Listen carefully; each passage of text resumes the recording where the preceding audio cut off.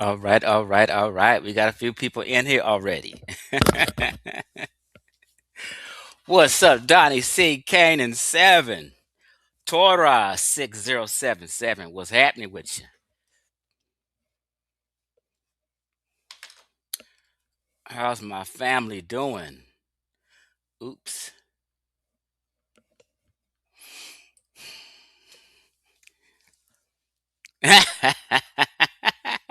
That's ironic that you said that, Torah. Then here come biblical DNA popping up. As a matter of fact, it's funny you say that because me and biblical DNA text back and forth today. Interesting. Now, y'all know I can't just totally go in right now. I gotta wait at least 5 minutes, let the beat build, and get some people up in here. Um, Actually, this presentation is gonna be so thorough. Now, I've did parts of this presentation before, but I'm putting it together where it's very plain and simple. There's no wiggle room. It won't be able to be refuted at all. And it's just stone cold facts, logic, common sense. And I have my sources, and we're going to talk about it. Right? This is an irrefutable presentation that's about to go down, and it's going to be great.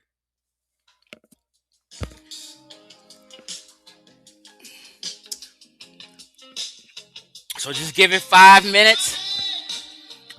What's up, Egyptology 777?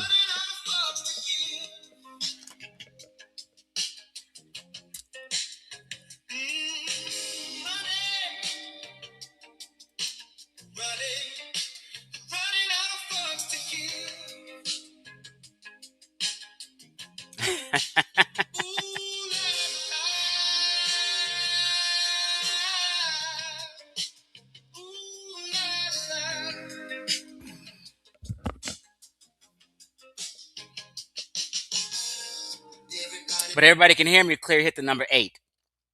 Don't deserve your trust. Everybody don't deserve your fucks. Giving so many and it caused a nigga stress. This time I don't got no more fucks left. My energy burned up. Some lessons is learned tough. Don't be generous with your fucks. Do you feel me?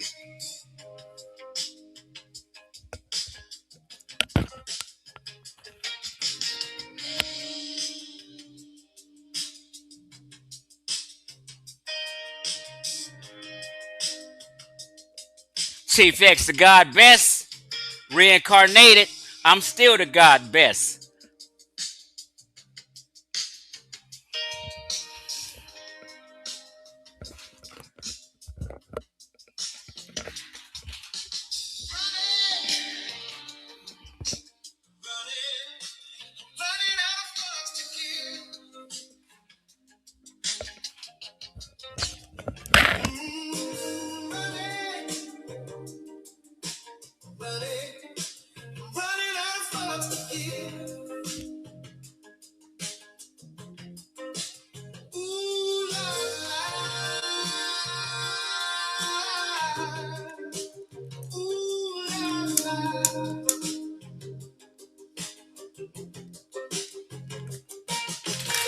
A white brother told me tell you fuck off. A white brother told me tell you fuck off.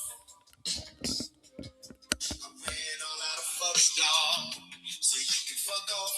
I'm slowly running out of shits too. Too much of it can get you. I got bills, I got shit to do.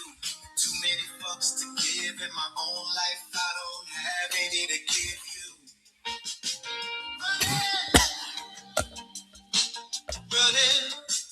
Running out of fucks.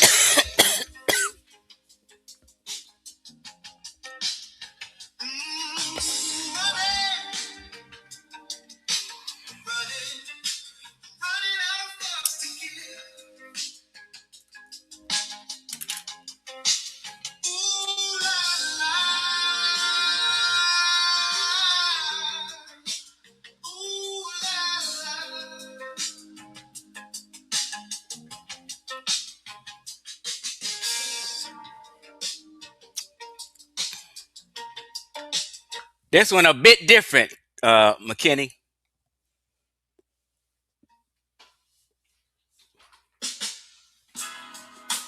Mama,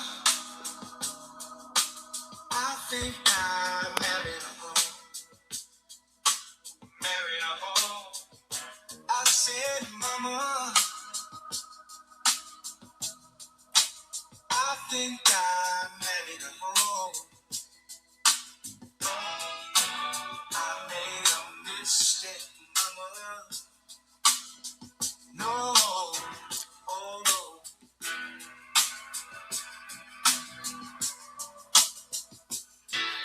Said he was like a brother. How could I be such a sucker?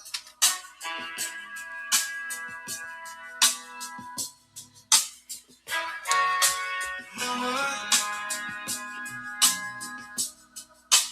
I think I married a hoe. Married a hoe. I said, Mama, I think I married a hoe. I made a mistake, Mama. No, oh no.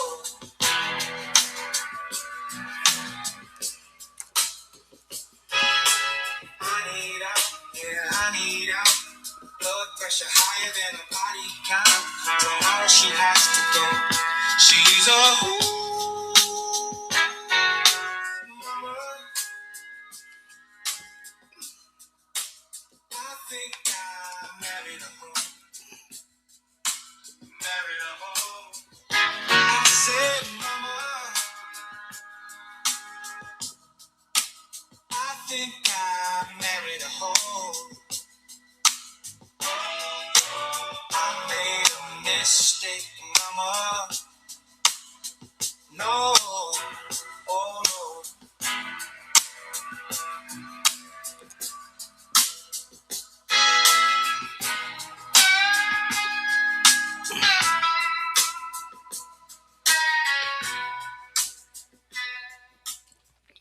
Them two songs I just played, I love them.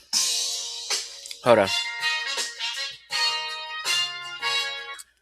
Them songs I'm playing just now, I'm just totally in love with. I didn't caught on, and matter of fact, and that's AI music. I'll be like, who's this artist? Come to find out it's AI music. I done found 3, 4 different artists as AI music. I mean, like, amazing shit, amazing lyrics. I'm just hooked. So I just downloaded the whole playlist, and I got several playlists of bomb ass AI music. My favorite is Agent Orange, though. Look up Agent Orange when y'all get a chance. So, y'all, we have about 20 people in there. More will probably come in shortly or a little later. I hope they rewind it when they do come in. We see the title, Black Egypt Debunked.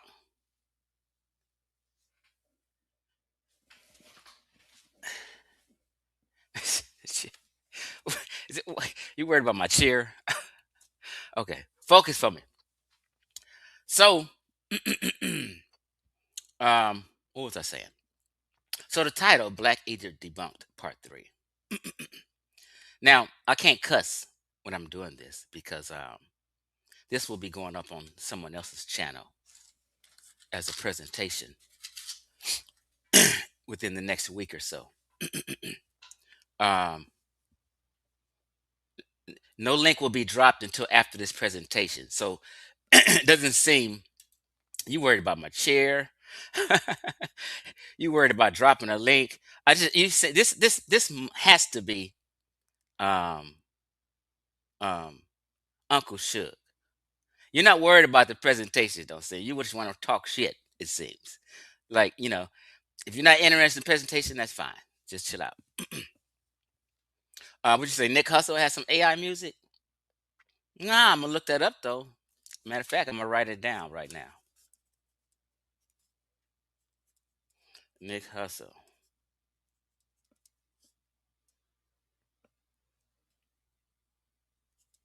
I almost forgot how to spell.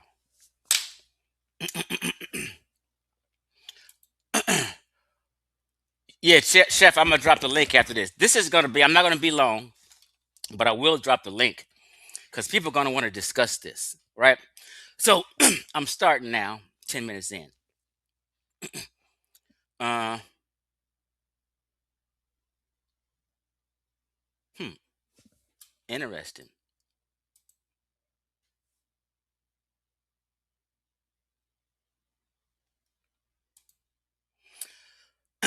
Brother asked me, do I agree with Brother Ankh on the vaccine?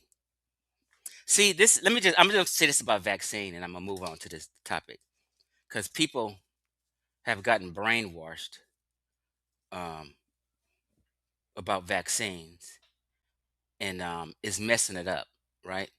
So the thing is, vaccines has been the greatest medical innovation in the history of mankind. Vaccines and clean water and antibiotics, the three most innovative things in medical history. Now, all of us got vaccinated. We got the MMR vaccines, mumps, measles, and rubella. All these vaccines are great. I just got vaccinated for hepatitis, things of that nature. Um, um, when you go to Africa, they suggest you get a yellow fever vaccine. Okay, all these vaccines is very helpful, right? There's millions of Africans' lives who were saved just from the polio vaccine. We got to thank modern medicine for that.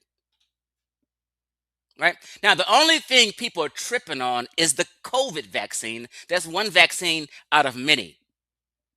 So when you say vaccines or when you bash the vaccine in general, you're doing people and humanity a disservice. But yes, I did get the COVID vaccine. I did get it again too. I did get the COVID vaccine, and we're all fine.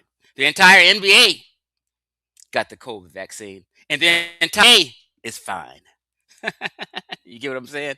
So the COVID was a real virus. It was a real, wasn't no fake thing. The only thing that happened wrong, and I'm gonna get on to my thing. What happened was, people when the COVID when the um I haven't smoked no weed or nothing. I haven't had a drink. Chill out, bro. Before I have to remove you from the chat if you're gonna be acting silly. Okay. So um I forgot what I was gonna say. Um oh, what happened was when the COVID virus hit, it was a new thing. People didn't know much about it. Okay. So what they did was they overreacted and shut the country down and things like that. When maybe they did, in hindsight, maybe they didn't have to do that. But they were just being overprotective and they overreacted, and we went through all these stages, and you know what I mean, and it just got all out of hand. Okay. So just you got to kind of be careful when you bash a vaccine or talk against vaccine, or be specific and say COVID vaccine, but the other 100 vaccines are great. So if you want to bash COVID, fine. But also in your bashing of COVID vaccine, let everybody else know that the other 100 vaccines are great. That's all. All right. So let's get on down to the presentation. Black Egypt Debunked. I made this video and I dedicated it to, in the description, ASCAC, Brother Reggie, Smash Rockwell, Brother Ankh, Professor Smalls. Who else do I have in there? Anthony Browder. And all these people this video is dedicated to. Okay, so let's start off with new DNA that came out. Let me share my screen.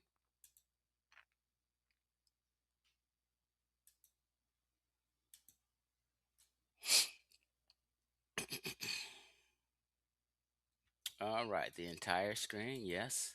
Even the system audio. Yep. Share. Okay, we good. Got it. Right. Now let me get my tablet going real quick so I can see what I'm doing. Hold on, y'all.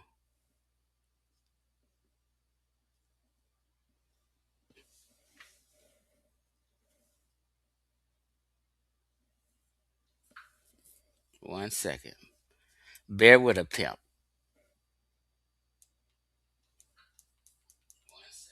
Okay, here we go. All right, so new research hit the scene.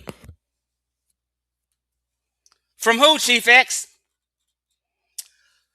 Company called UREC Research. It's international. Population genetics, ancient Egypt. The population genetics of ancient Egypt, right? This is my main source today. Okay, so if you have any questions, you have to argue with these people, not Chief X. You have to argue with the experts. You have to go against the consensus, not Chief X. The world of academia is on Chief X side. Okay, now, what was this project duration? From June 21st through February 2025, right?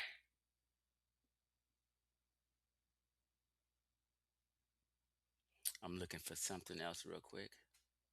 Let me blow it up so we can all see.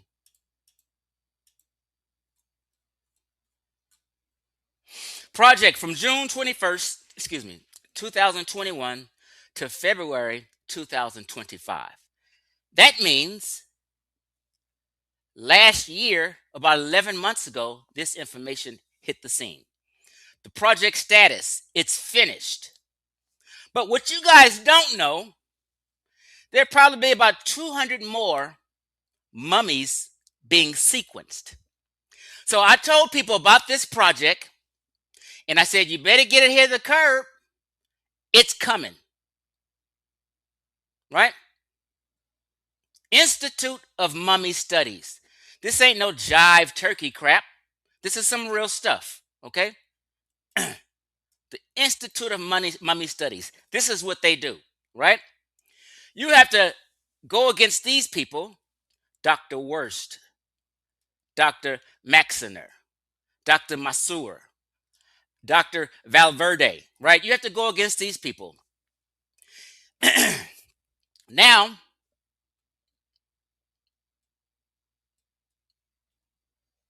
this is what it was. The genetic study of ancient Egyptian human remains dating from pre-dynastic period to the early Islamic period. That means every period of the ancient Egyptian history, from pre-dynastic times to the damn last dynasty. Dr. Masur led the charge. So no longer can people say, oh, it's just one little area of Egypt. Oh, that was just in the New Kingdom, the 2017 study. No, we got you now. Right? And you have to deal with these people and these geneticists and these doctors right here. Not Chief X. Alexandra was the project manager. Okay? So I just wanted to show where my information is coming from, and this is the source. If you can debunk the world of academia, you's a bad boy. Okay? Now, let's be clear about something.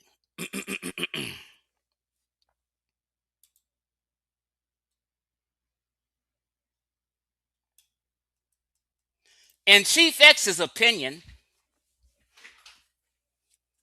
Sudan, to me, I would consider sub-Saharan Africa and or East Africa. People say North Africa. I'm fine. That's not, I don't even want to argue that. Don't come back with no fake argument with me. I wouldn't care if you call it North Africa, East Africa, or sub-Saharan Africa. I'm just telling you how I feel. And when you see sub-Saharan Africa images a lot of times, you'll always see Sudan, that's light green. And the rest of this is considered sub-Saharan Africa in the dark green. What you see in the brown here would be considered the Sahel region. This North Africa, the Sahel region, the Sahara, and sub-Saharan Africa in the dark. Okay? Let's be clear about that. But it's light, that I'll explain that in another presentation I'm going to do, because of political reasons, and it's part of the Islamic world and somewhat part of the MENA region. But that's another subject. Okay? Now, there is a sub-Saharan Africa.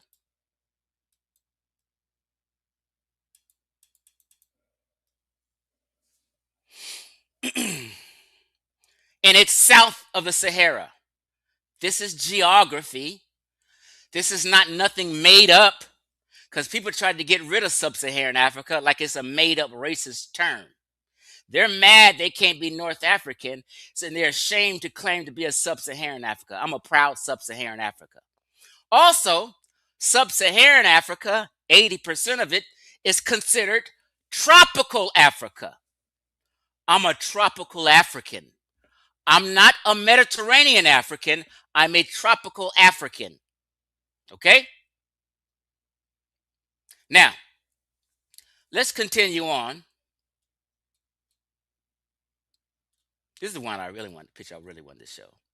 This is sub-Saharan Africa. So Sudan is always lit up a little lighter than the rest. Although big portions of it sits in sub-Saharan Africa. Okay? Now,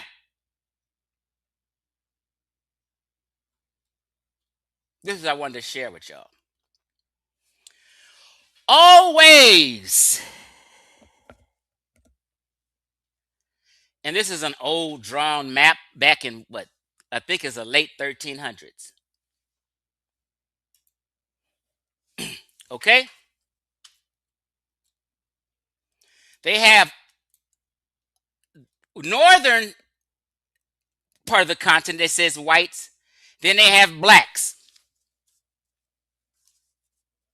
Because people who traveled and cartographers know where the land of the blacks is. And these are the, I didn't draw this map. This is an explanation. Then looks down, you see where it says pygmies in the Congo. Because the world at this time, it says people of Africa, 1400. The world at this time in the year 1400, this is how they saw the continent of Africa. And this is how you guys see it today. It hasn't changed. Now, they say whites and blacks, but they're just juxtaposing. They doesn't literally mean white. Okay? Sub-Saharan Africa is the land of the blacks, and everybody called it that, including Akhenaten, the Greco-Roman world, all of Europe, all Arabs, and all North Africans said the exact same thing. Now, let's move away from this fact. When you scroll down, it says Sub-Saharan Africa is the area and regions of the continent of Africa that lie south of the Sahara. They're talking about geography. This is just elementary information. Anybody arguing against it is bullshitting you, and you shouldn't listen to them. Okay? Let's continue down. Click on the map, Chief X. All right. Let me blow it up a little bit. Looky here. You have what it says up under North Africa and the Sahara. It says Sudan nigger.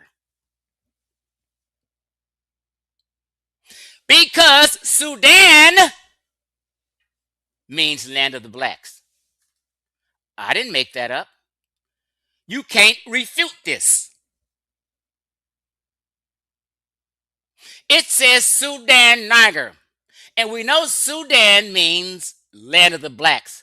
So all of sub-Saharan Africa was considered Sudan and or Ethiopia, land of the burnt face, is what the Greco-Roman world called it. So Arabs, the Greco-Roman world, European cartographers, everybody called it the land of the blacks. Sudan or Ethiopia. It is what it is. Nothing in this presentation will be able to be refuted today. You may not like what you hear, but it's just a simple reality. Okay? And it goes into breaking on down. Now, what's that word, Chef? Ethnographic map of Africa. All right.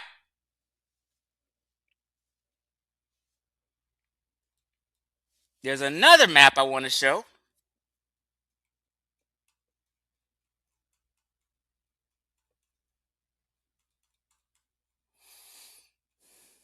Let's go down here.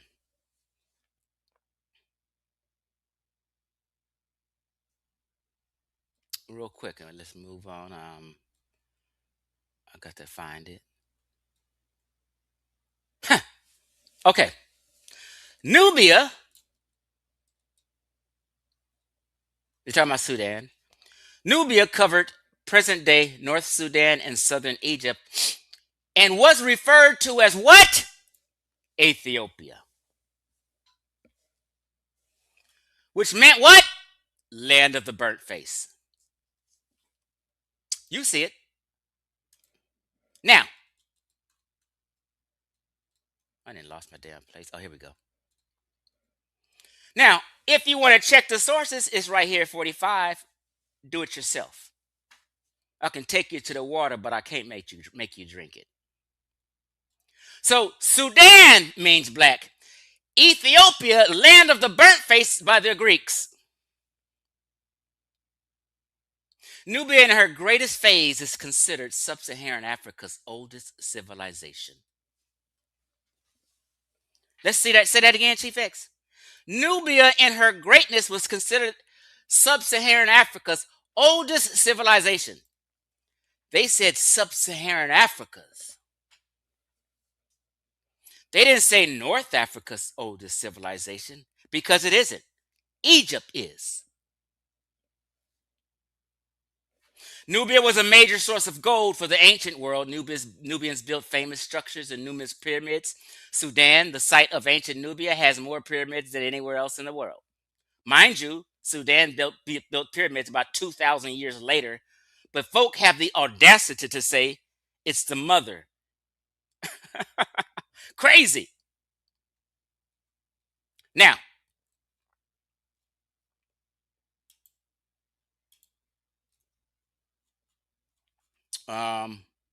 so we're all clear on that, huh?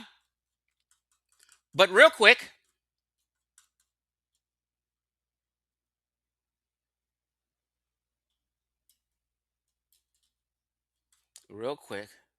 I just don't want to miss nothing before I leave this page. It was something else. Okay. Let's move forward. Ethiopia, land of the burnt face. Let's break this down, Chief X. Now, European cartographers had this old map right here.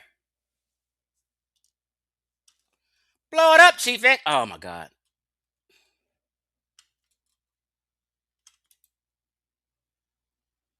There we go. That's a little better. What does it say in Sudan under the Sahara Desert right here? Can you guys see? It says Negro land. All across sub-Saharan Africa was considered Negro land. Negro means black.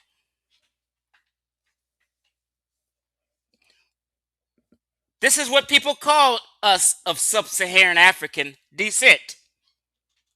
Negroes, Ethiopia, Sudan, all the above. And at the bottom, on the right, it says Ethiopia across there. Then it has the Ethiopic Ocean.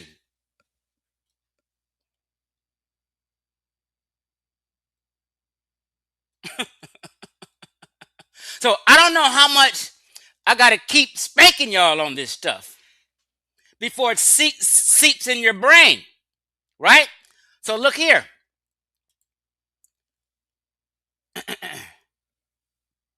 Just be clear, because I didn't show this, but I like to show everything I'm talking about. Yes, the name Sudan comes from Arabic phrase Balal Osun, which means land of the blacks, referring to various black African populations in the vast Sahel region south of the Sahara. Can you guys just get over this now? Now,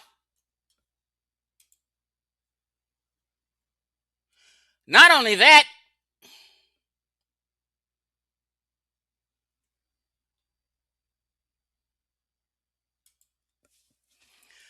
not only did the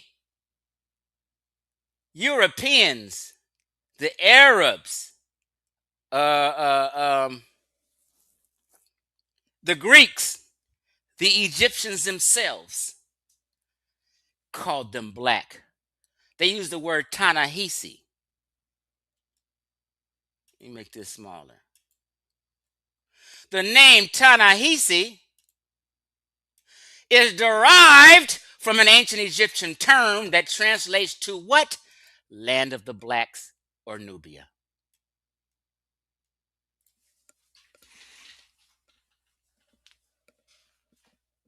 Take a look at that again. Now,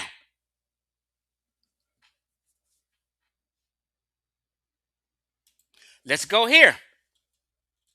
Ethiopia. Ancient Ethiopia. Let me blow this up so we can see. I don't want anybody to be confused. Ethiopia means black folk too. Ethiopia. They say Ethiopian. Okay. Ethiopia first appears as a geographical term in classical documents in reference to what? The skin color of the inhabitants of the Upper Nile in Sudan, areas of south of the Sahara. Clearly, the Greco-Roman world, Arabs, Europeans, and the Egyptians all were concerned and very clear about skin color in them people south of Egypt, them people in sub-Saharan Africa. No Greek, no Arab, no European, no Egyptian ever called anything in North Africa black. They didn't consider anybody in North Africa, including Egypt, black or black-skinned people. I just proved all four of these people called sub-Saharan African people black. You can't wiggle away from this.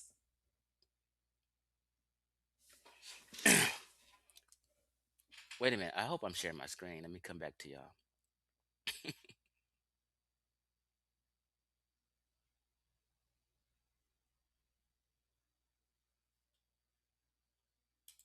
Okay, I am.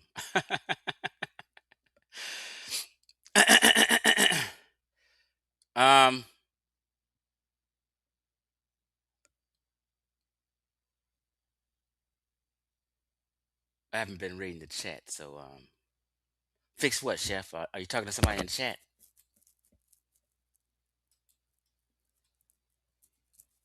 Okay, let me get my tablet on so I can kind of follow along and see some comments as I run my mouth. Okay, here we go. Hold on.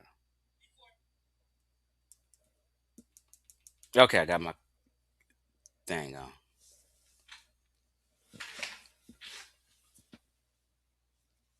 Oh, wait a minute. You said Ta-Nehisi. Let me get back to where I was. Yeah.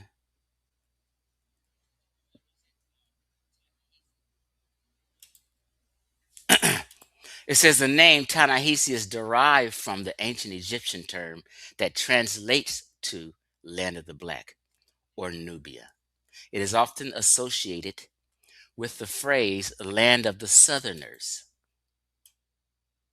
okay, or used to refer to the Nubian people in ancient Egypt.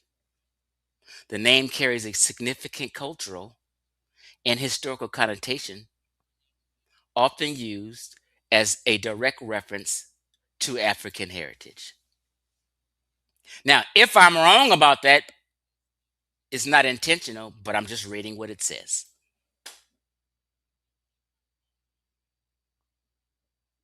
Okay? Now,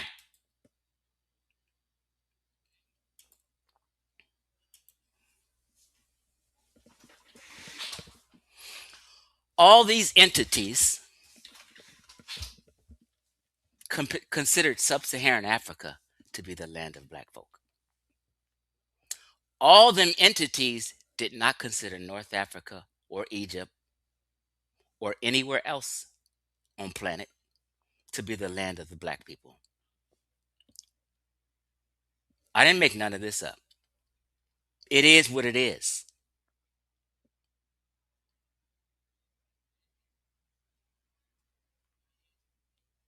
Okay? So, what's next? Let's just do this real quick.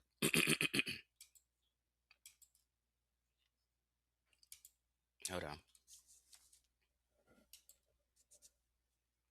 Let's do this to show you. Um, oh, let me go here and do this. Hold on, y'all. I had bought this book some years ago, Wretched Kush. Wretched is not a good name to be called. You know, these days we say ratchet, these ratchet hoes. But anyway, it comes from the word wretched, I believe. I could be wrong. So I bought this book, Wretched Kush, right?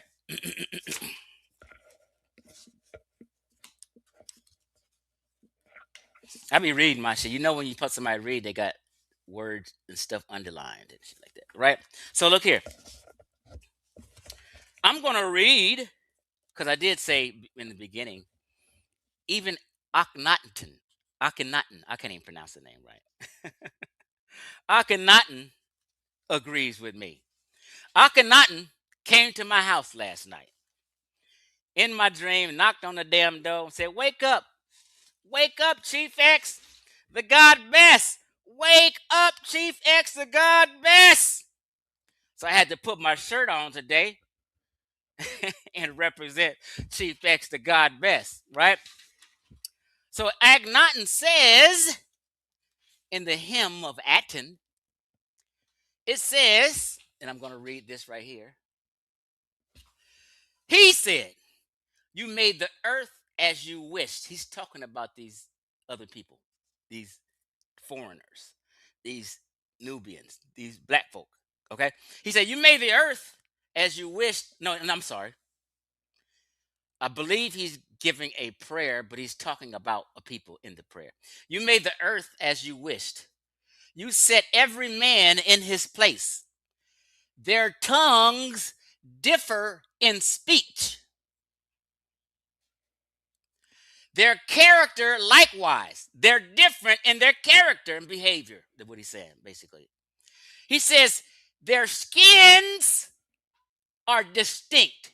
He talking about they black folk, talking about Ta-Nehisi.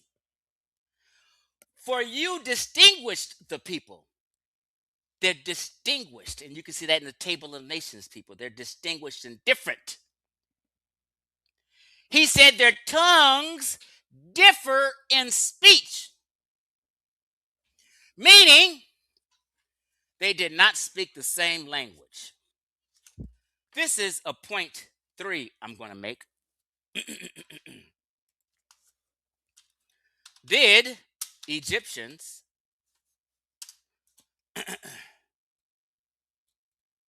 speak Afro-Asiatic language?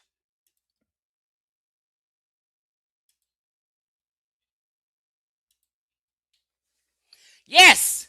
Ancient Egyptians spoke a language that belonged to the Afro-Asiatic language family. It formed its own distinct branch within its family with strong connections to Semitic, Berber, Cushitic, and Chadic language. It doesn't share any connections with the majority of people in sub-Saharan Africa. Okay? So their tongues differed. Watch this.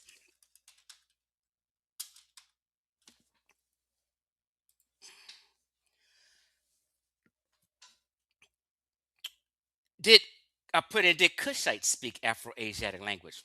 Evidence suggests that while the kingdom of Kush was located in a region with diverse linguistic influence, including potential Afro-Asiatic Cushitic speakers, its primary language during its most documented period was Maradic. Was likely Nilo-Saharan, not Afro-Asiatic. So Akhenaten was correct. Their speech differed. Watch this.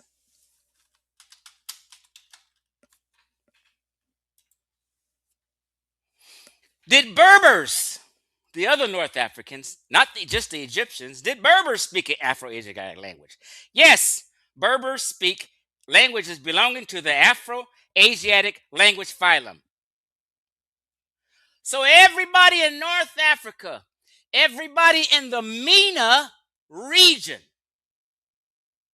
West Asia, Mesopotamia, all these people spoke an Afro-Asiatic language except them Cushites. They had different skin and a different speech. They were a different people. Huh? Talk black to me, Dr. Khalid Muhammad used to say. All right. Where did I want to go now? We're going to get to the DNA real shortly. Earlier I said I'm a tropical African because majority, I think I said 80% is tropical, and it says 70%. Sub-Saharan Africa is largely, but not exclusively, considered tropical Africa. So I know West and Central Africa is tropical Africa. I am a tropical African. Don't disrespect me and tell me I'm a Mediterranean African, because I'm not that.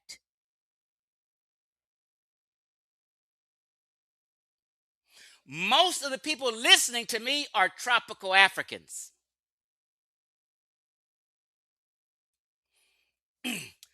Most of sub-Saharan Africa is tropical, featuring rainforests in Central and West Africa and savannas. I'm a forest. I come from forest people. I don't come from nowhere near Mediterranean Africa. I'm a proud forest African, tropical African.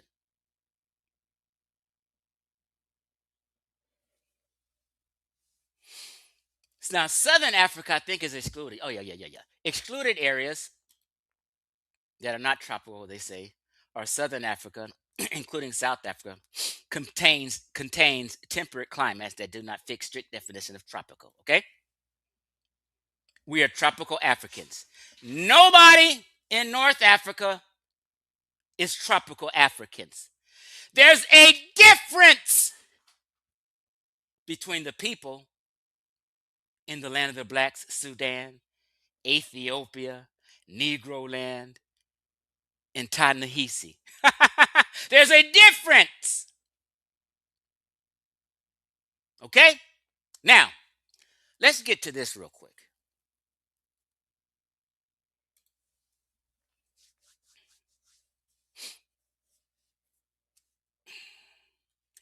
You have to stop playing with this.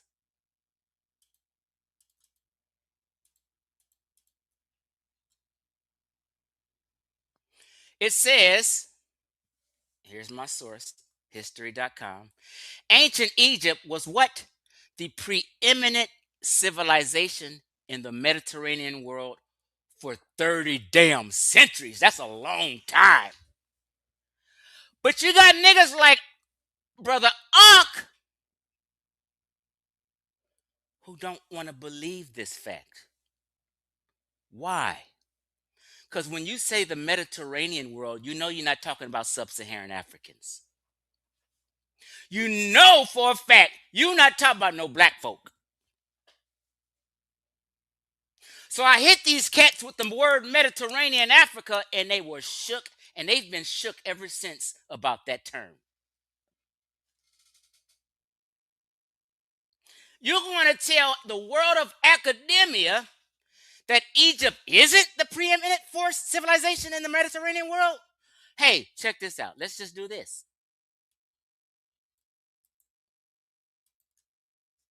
Let's further double down. Paste.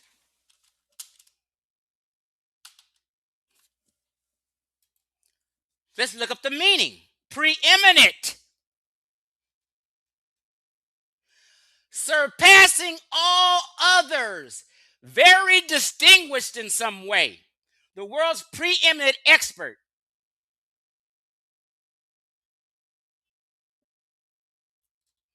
Okay? So they were the preeminent force, meaning they were people of the Mediterranean world. Okay? Why is this so hard to digest and understand?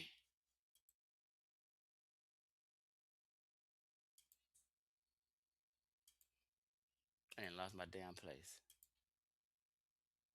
Oh, no, I wasn't. I was right here. So, yes, ancient Egypt was the preeminent civilization in the Mediterranean world for almost 30 centuries. Shut your pie hole. From its unification, meaning from Dynasty 1 until the Greeks came in, is what it's saying.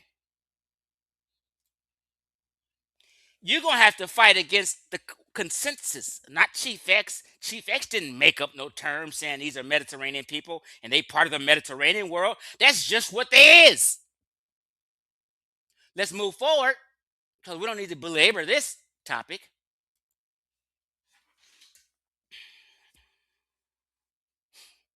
Pop up. UNESCO. And matter of fact, I got this source. Hold on, it's verifying me. I got this source from Concrete Corey and Sheffrey. A while back, they whooped the Ankh's ass with this source.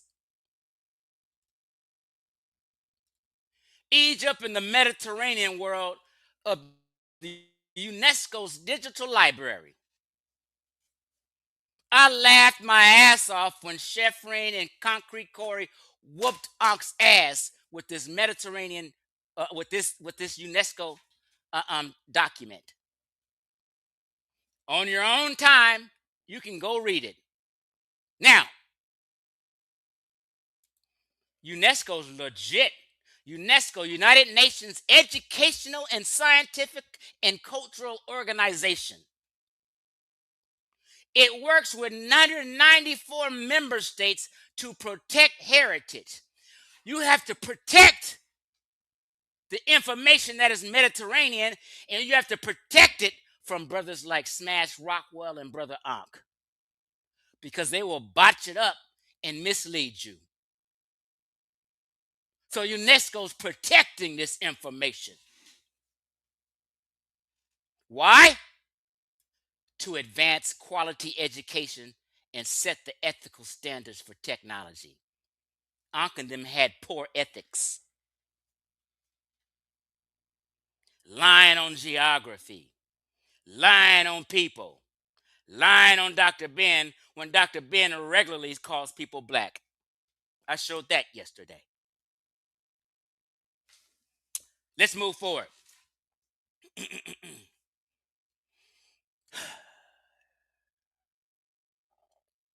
We're going to wrap it up shortly.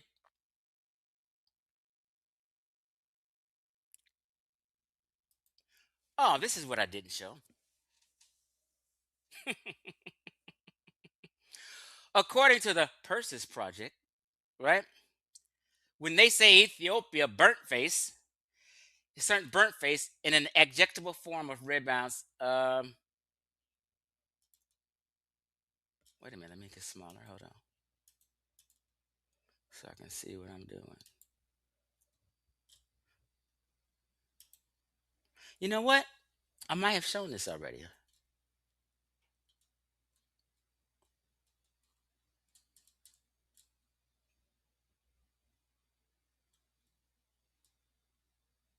Yeah, I think it is showed it. Sudan area south of the Sahara.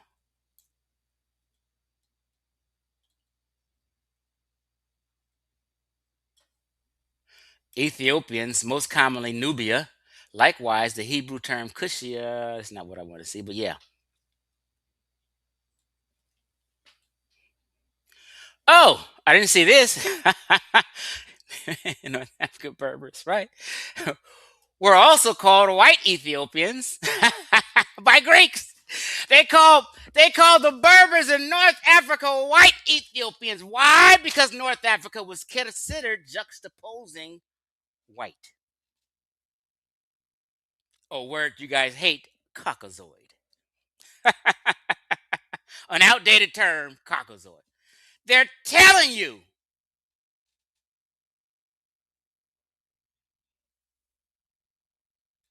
the Greeks called the people in North Africa white, and they called the people in sub-Saharan Africa black.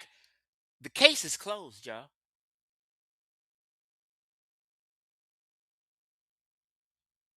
The case is closed. Now, oh, I know what I was doing. I was reading the hymn of Aten. It's attributed to Pharaoh Akhenaten. Okay? That's not it. Here we go, right here, I believe. Oh, yeah. Let me make this smaller. Hold on. Okay, here it goes. The great hymn to Aten. And I was showing you that they said their skin differs, their language differs, and all this old shit, right? And they have a translation of it here. They said the countries, he's basically saying the same thing that I read to you in the book Wretched Cush. The countries Syria and Nubia, the land of Egypt, thou settest every man in his place. Thou suppliest their necessities. All right. Everyone has his food and his time. Okay. Their tongues are separate in speech and their nature as well, their character. Their skins are distinguished as thou distinguished foreign people. They were foreigners and they had black skin. It was different. So in ancient times, they did recognize skin color. Stop lying on the ancient Egyptians. They were very clear that people south of the Sahara were dark skinned, more dark than them. Akhenaten said so.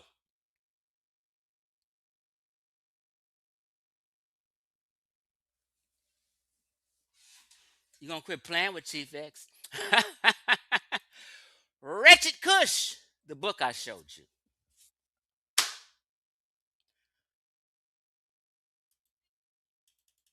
But y'all, see, Wretched Cush is a derogatory term used by who? Ancient Egyptians to describe people in a region of Cush modern day Sudan, and southern Egypt. See, when you guys keep saying Kush, I told you guys a long time ago, stop saying fucking Nubians.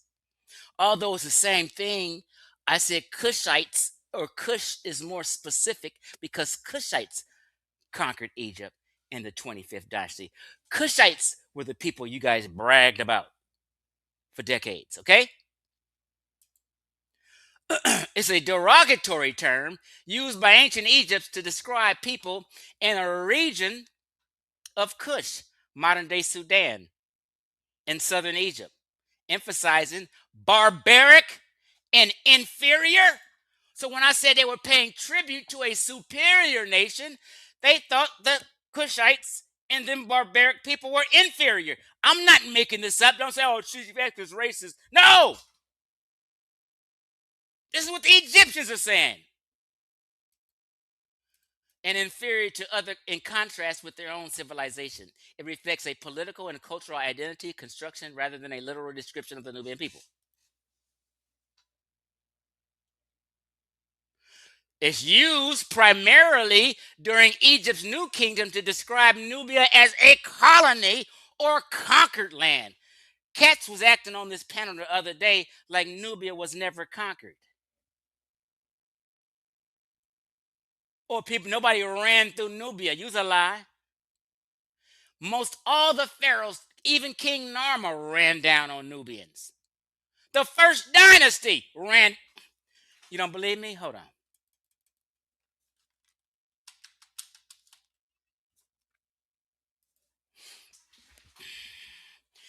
Yes, archaeological evidence and historical analysis indicate that Narmer, the first pharaoh to unify Egypt, led military expeditions to expand his territory into where? Nubia. Located where? To the south. Shut your pie hole. They've always been running down. Amenhotep, all of them ran down on Egypt. When you send the military expedition, it's kind of like you raging war and you conquering and you punking the people. You sent the military on their ass.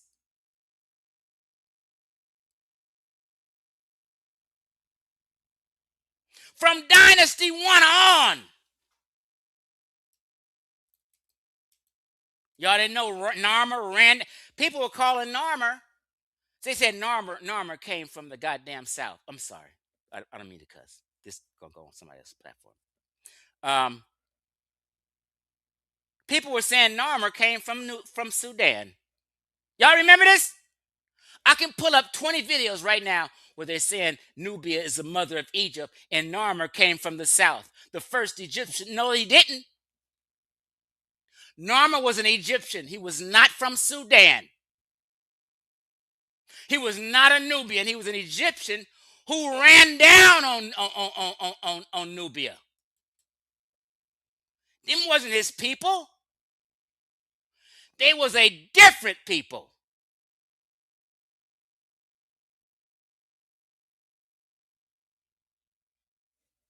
Okay.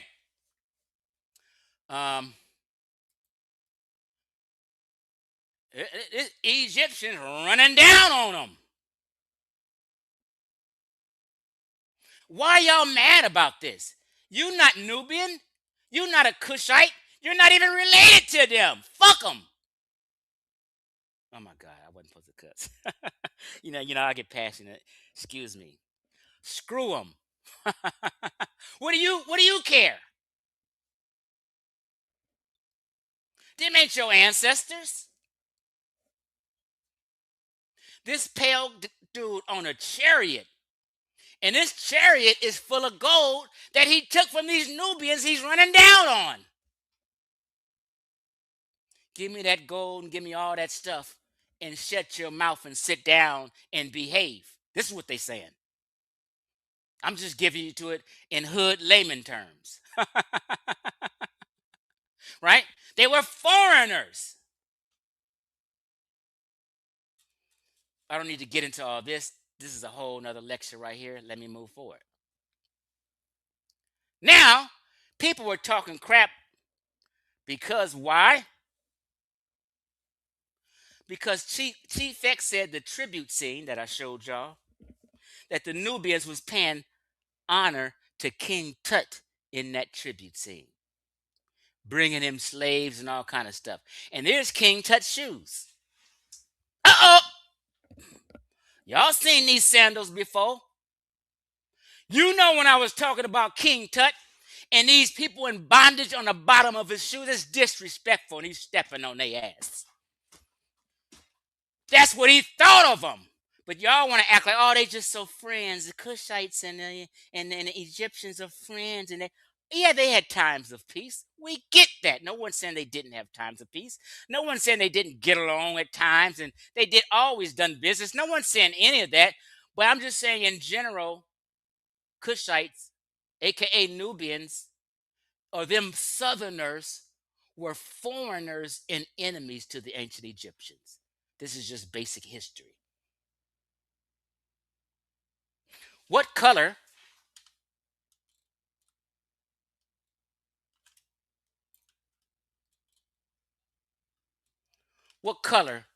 is the man on the right of each shoe?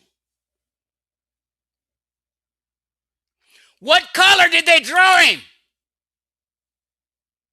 Black. That's 100% black. You will not find one Egyptian ever in any depictions by the Greco-Roman world, North Africa and Egypt. You will never see a depiction of an Egyptian pitch black like that unless they're representing death in an image.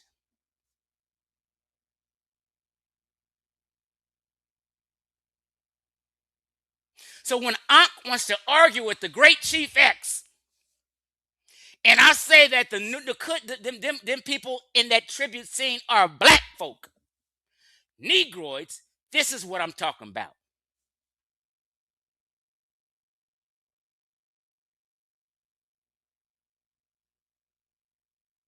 Okay? This isn't no rocket science.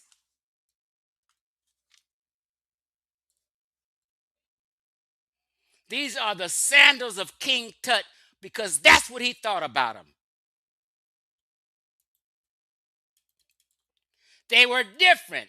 King Tutankhamun, we say King Tut for short, King Tutankhamun would symbolically trample on his what? Enemies. Did Chief X say there was his enemies? No, I said they were bringing him tribute because he was a superior power in Egypt and they were an inferior people in power to them. Now, you can take it personal and act like your ancestors are the Cushites or Nubians. They're not. You're no more related to Cushites than you are motherfucking I'm sorry, excuse my language.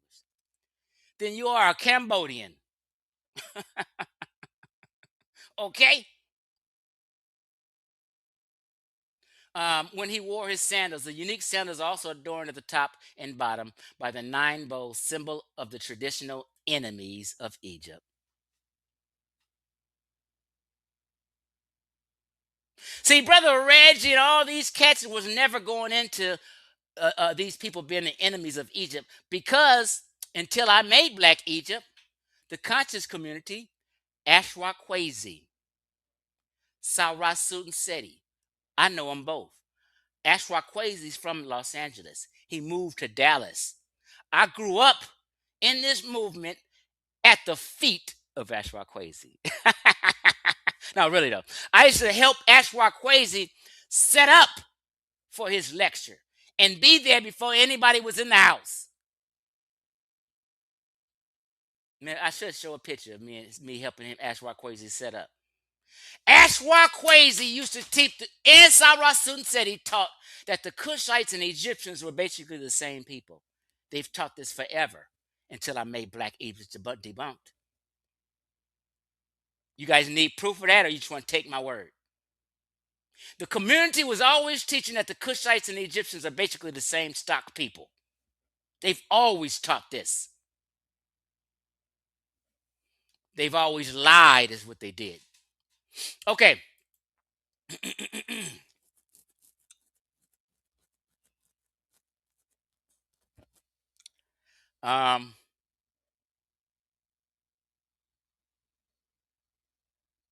Look, Sinra said.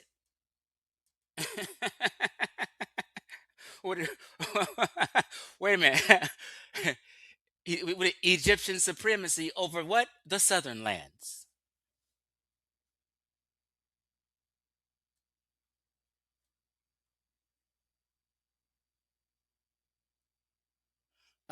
He said, I have given orders to my boundary beyond which none shall pass among the Nubians. You bet not cross this boundary that we set. Don't come nowhere near my lands. And what? One is to kill him who transgresses it. They portrayed Nubians as foreign intruders. It's written here. I can't decipher that shit, but people have. As foreign intruders who must be kept at bay. I've been keeping Ankh at bay with this jab for the last 6 years, popping his jab in his face. Pop, pop, pop. Let me show you how I've been popping his jab in his face. Because I made so many videos proving over and over and over and over and over that ancient Egypt is Mediterranean. Even this one, y'all seen this one. Here's a North African telling you what. So I'm at this, he's selling Mediterranean food. He's from Tunisia. And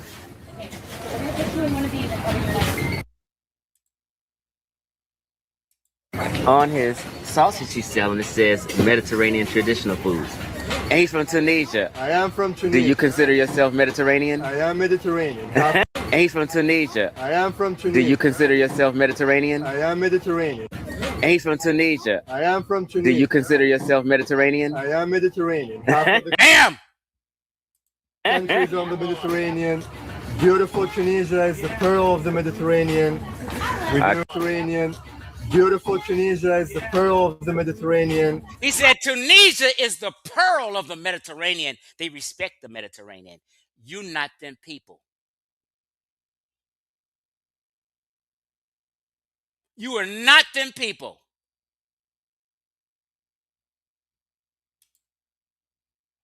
You were nowhere near the Mediterranean. Black folk wasn't. Excuse me. Okay, so we're going to get to the DNA in a second. All Egyptians and North Africans are Mediterranean peoples and cultures. All of them will tell you that they're Mediterranean. I've spoken to them. I got Moroccan friends I sell weed to and cannabis items. All my Moroccan buddies say, yes, I'm Mediterranean. Who was a nigga from Baltimore and Georgia gonna tell them who they are? Egyptians say they Mediterranean. I made video after video. Mediterranean. These are all my videos. Mediterranean, Egyptian, North African versus Negroids. Chief Ek ragdolls brother Ankh regarding Mediterranean countries. Why? Because 3-4 years ago, Ankh was fighting Shefreen, Corey, and me tooth and nail, claiming that they weren't Mediterranean people. So I had to over and over and over spank Ankh so many times on this topic. You guys got short memories.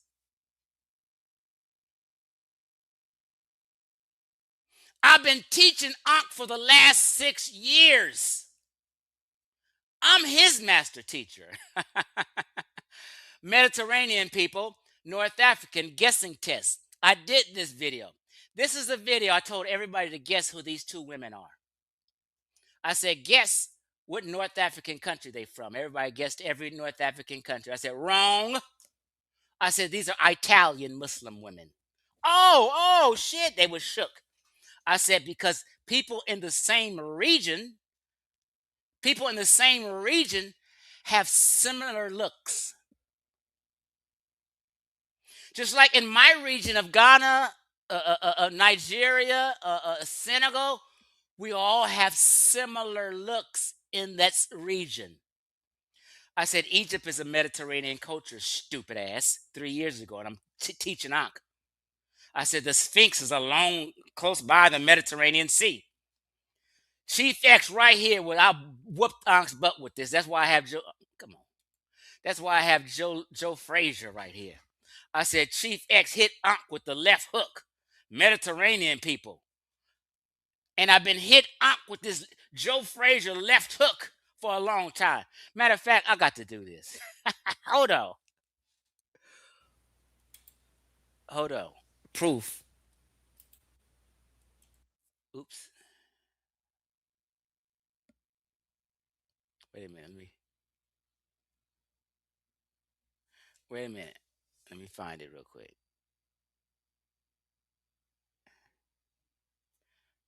Okay, here we go.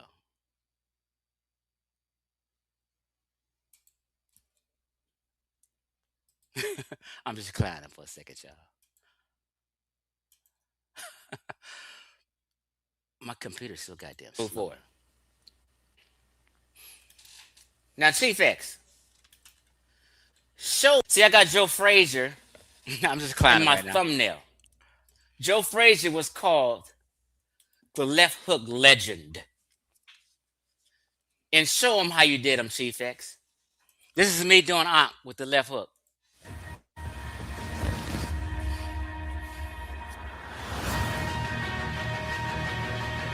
I've been putting this vicious left hook on Ankh's ass for 6 years.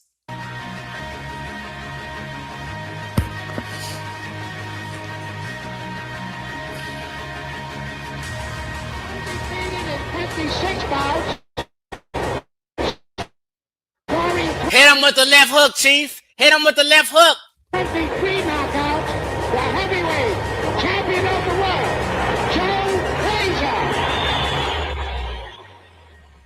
Joe Frazier, a.k.a. Chief X. Got.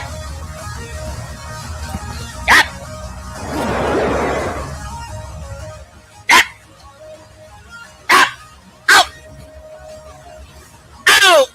Ow! Get him, Joe! Set the ass down, Joe.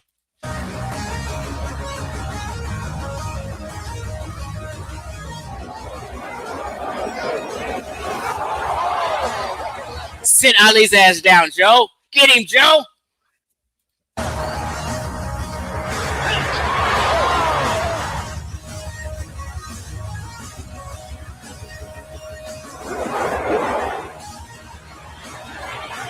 Oh! Put him to sleep. Is that Smash Rockwell on his back? Ah! Show him how you do Reggie, Chief X. And that does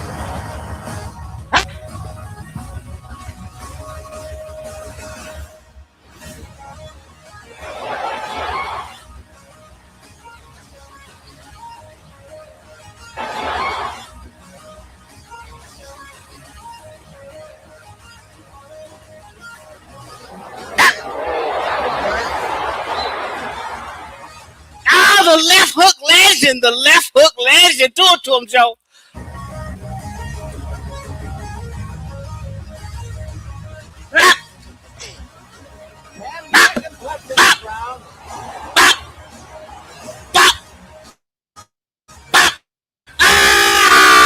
He sat Reggie down.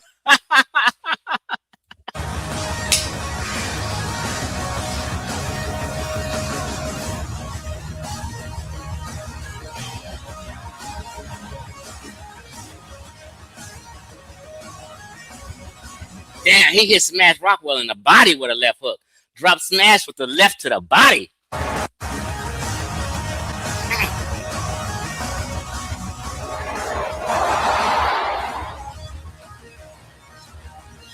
I'm mad to this day Joe Frazier did my boy Ali like that.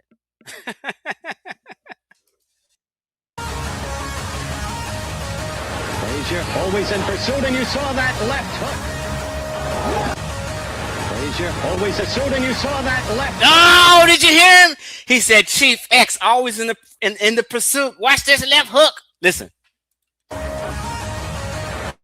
Frazier always in pursuit, and you saw that left hook.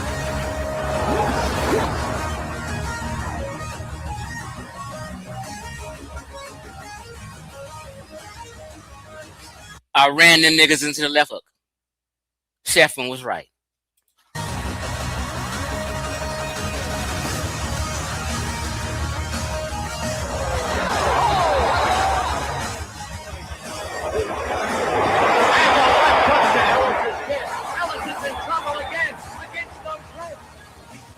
You know, Joe. All right, enough of that. Enough of that. Oh, I'm just clowning around now.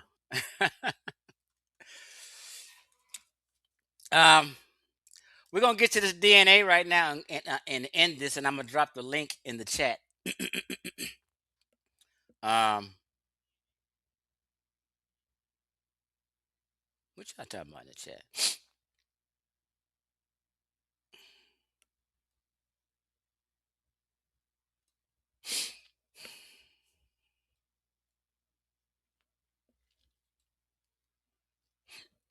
Excuse me.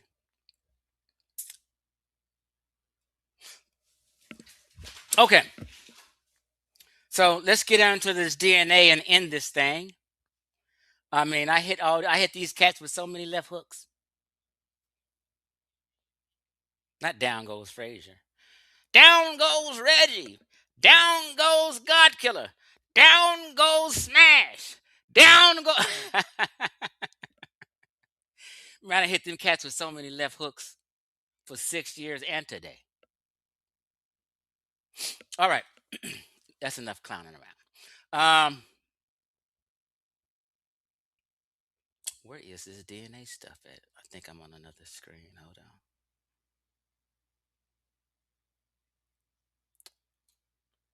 You know what? Let me do this real quick. Let me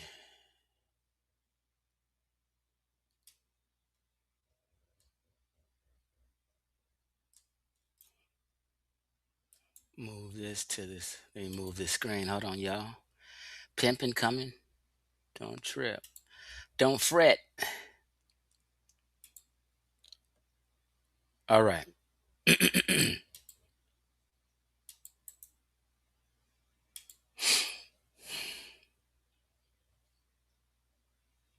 Let me get my shit together, y'all. Let me get my shit together. Oh, I know how to do it. Hold on.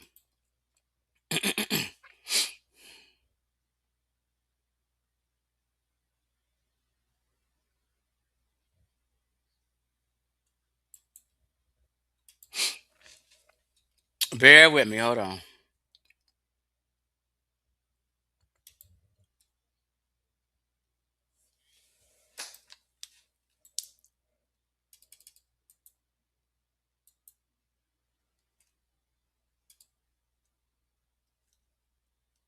All right. All right. All right. We in business. We in business. We are in business now. How long will be going? An hour and 19 minutes. After this, we're gonna wrap it up, and I'm gonna drop the link. And you know what?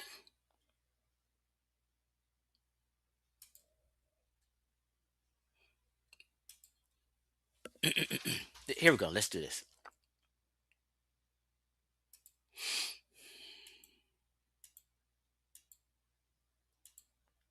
All right.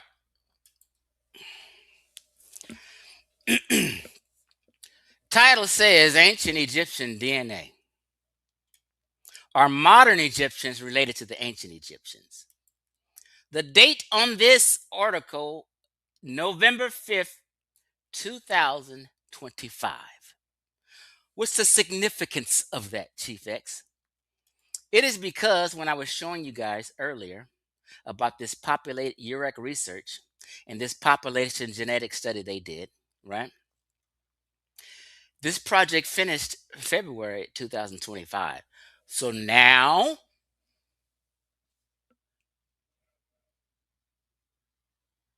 you have this information up out here like this.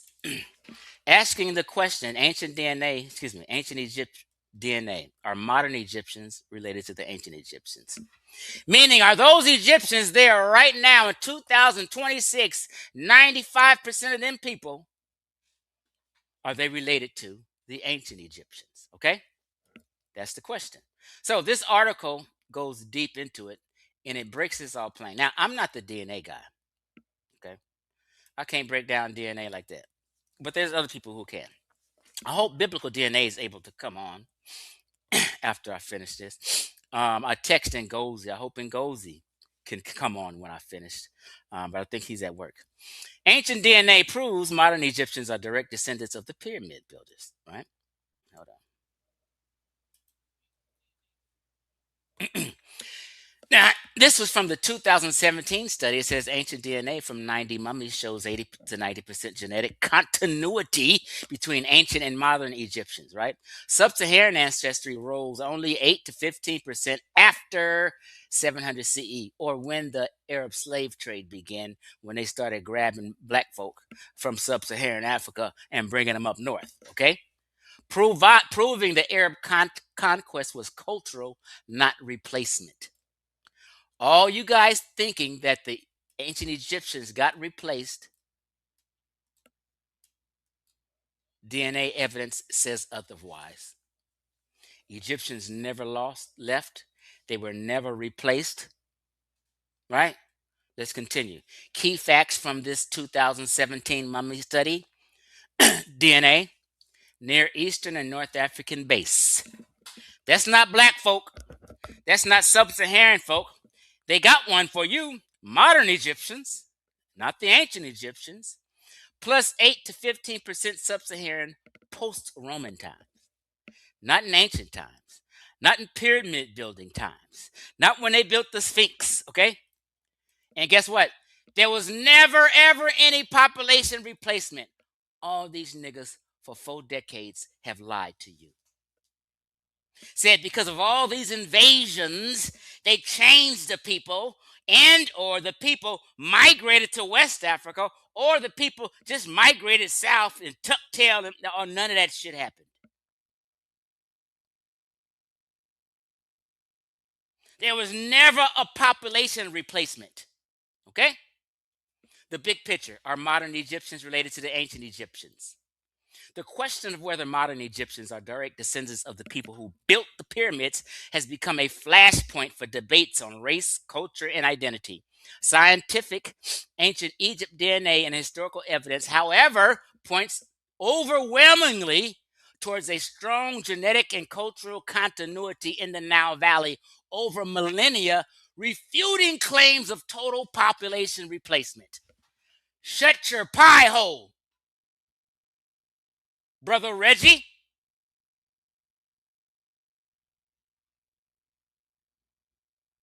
Why does it matter? Let's just read that again. Overwhelmingly towards a strong genetic and cultural continuity in the Nile Valley over millennia, refuting claims of a total population replacement. You have zero continuity in Egypt. The Egyptians there today do. The Egyptians wasn't black. Black Egypt is debunked, people. I'm just having fun with it now. Why it matters, this is not just an academic debate. It touches on cultural ownership, the legacy of colonialism, and the very definition of African identity. Understanding the evidence is crucial to moving beyond simplistic, often ideological driven narratives. To go deeper.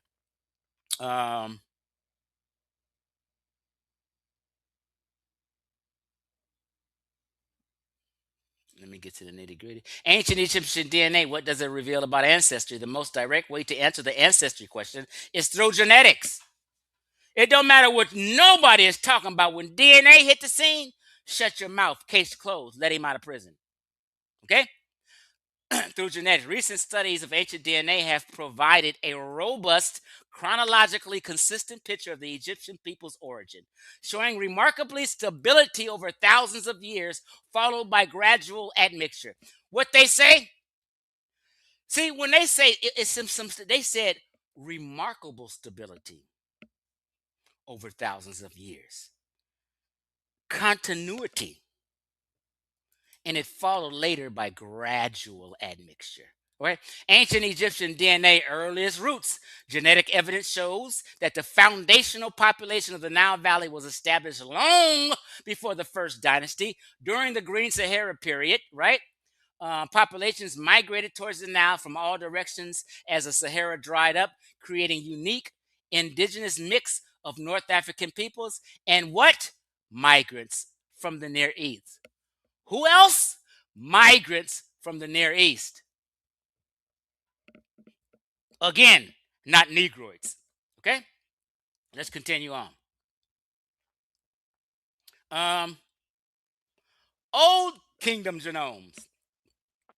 A breakthrough 2025 study successfully sequenced the whole genome of an individual who lived during the Old Kingdom. This individual's gene pool was comprised of 80% local North African and Nile Valley ancestry and 20% from populations linked to the Eastern Fertile Crescent, Mesopotamia. Right? Check this out, people.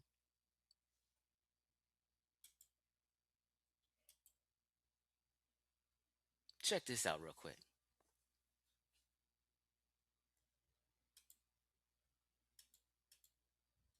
And we're going to get back to hitting these people with the left hook. After I hit Ankh with the left hook, I offered all these people, prove Chief X wrong. You win $100 about Egypt, Mediterranean. Nobody got that $100 yet. And this was damn near 4 years ago. Okay? Now, that's not what I wanted to show. These are other videos I said, right? I had another video right here titled Afrocentrics Worst Fear. Mediterraneanism. Oh my God, that became their worst fear. When I threw that Mediterranean term out, it was over. They came from the north, I said, not from the south. Pre-dynasticism, Mediterranean. Right, now here it is right here.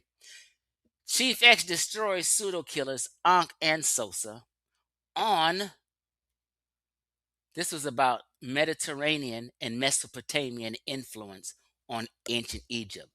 They said that there wasn't no Mediterranean and Mesopotamian influence on ancient Egypt, and I destroyed them right here. The entire pseudo killer squad, got ragdolled. Chief X exposes Ankh's lies in Mediterranean Mesopotamia.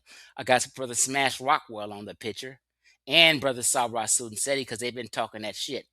Now I had a debate challenge to Smash Rockwell. Did he ever accept that debate? No, he didn't.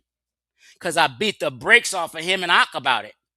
Him and Ankh was riding in the same car, denying that Egypt is a Mediterranean country. Okay? Now, let me get back to this DNA. All right. So, I said in my video 4 years ago, Mesopotamia and Mediterranean influence on North Africa and ancient Egyptians. Oh, Chief X, you're crazy. Well, right here we have it says Mesopotamia now. What y'all said didn't age too well. Everything I said since day one is aging very well. I told y'all that these reports is coming out in 2025. I was saying this 2 years before this DNA study came out. Y'all know I said this. Hold on.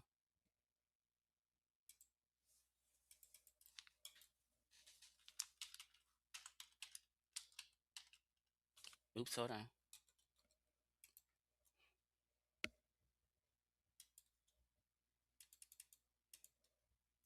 Because we got to show and prove with y'all.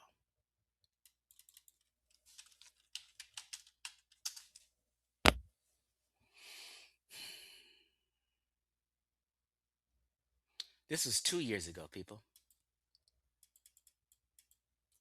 I said New Egyptian DNA from 4000 BC until today is here. Afrocentrics are scared.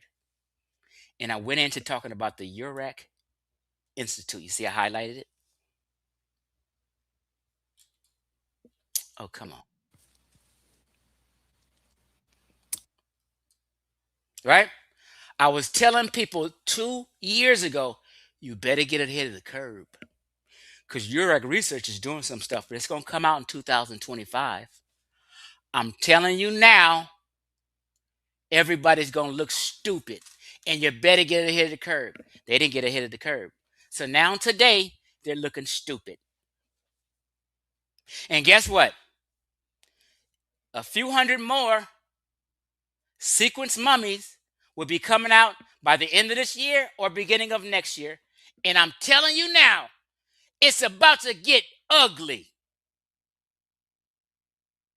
People better start right now. They better start saying, you know what, Chief X is just simply right. Before this other shit come out, we were wrong. Chief X has always been right. He tried to tell us. Okay, let's get back to this DNA.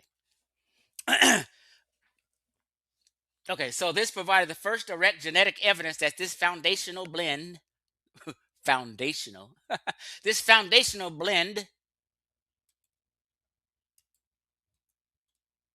was already established at the very beginning of the pyramid building era.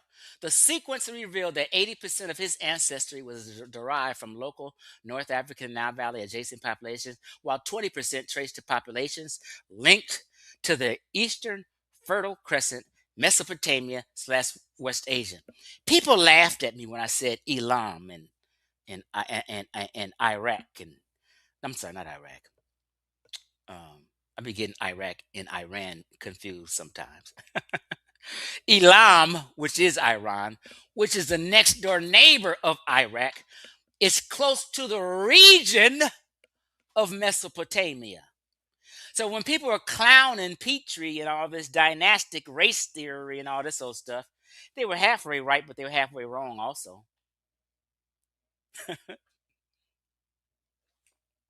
Now, they're telling you Egypt was formed locally. Didn't nobody come in to form it. It was formed locally. But them people's distant ancestors came from places in the Fertile Crescent, West Asia. Their ancestors did. It's just like if I take a DNA test, it's going to show that my distant ancestors are in West and Central Africa. 1,000 years ago, my distant ancestors was in West and Central Africa. 2,000 years ago, my distant ancestors was in West and Central Africa. 2,000 years ago, King Tut, Queen T, a lot of these people's distant ancestors was in West Asia.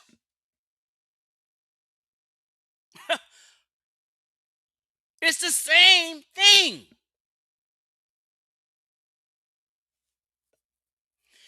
Mesopotamia is part of the MENA region. Let's do this real quick before I get back to this DNA. I'm sorry, y'all.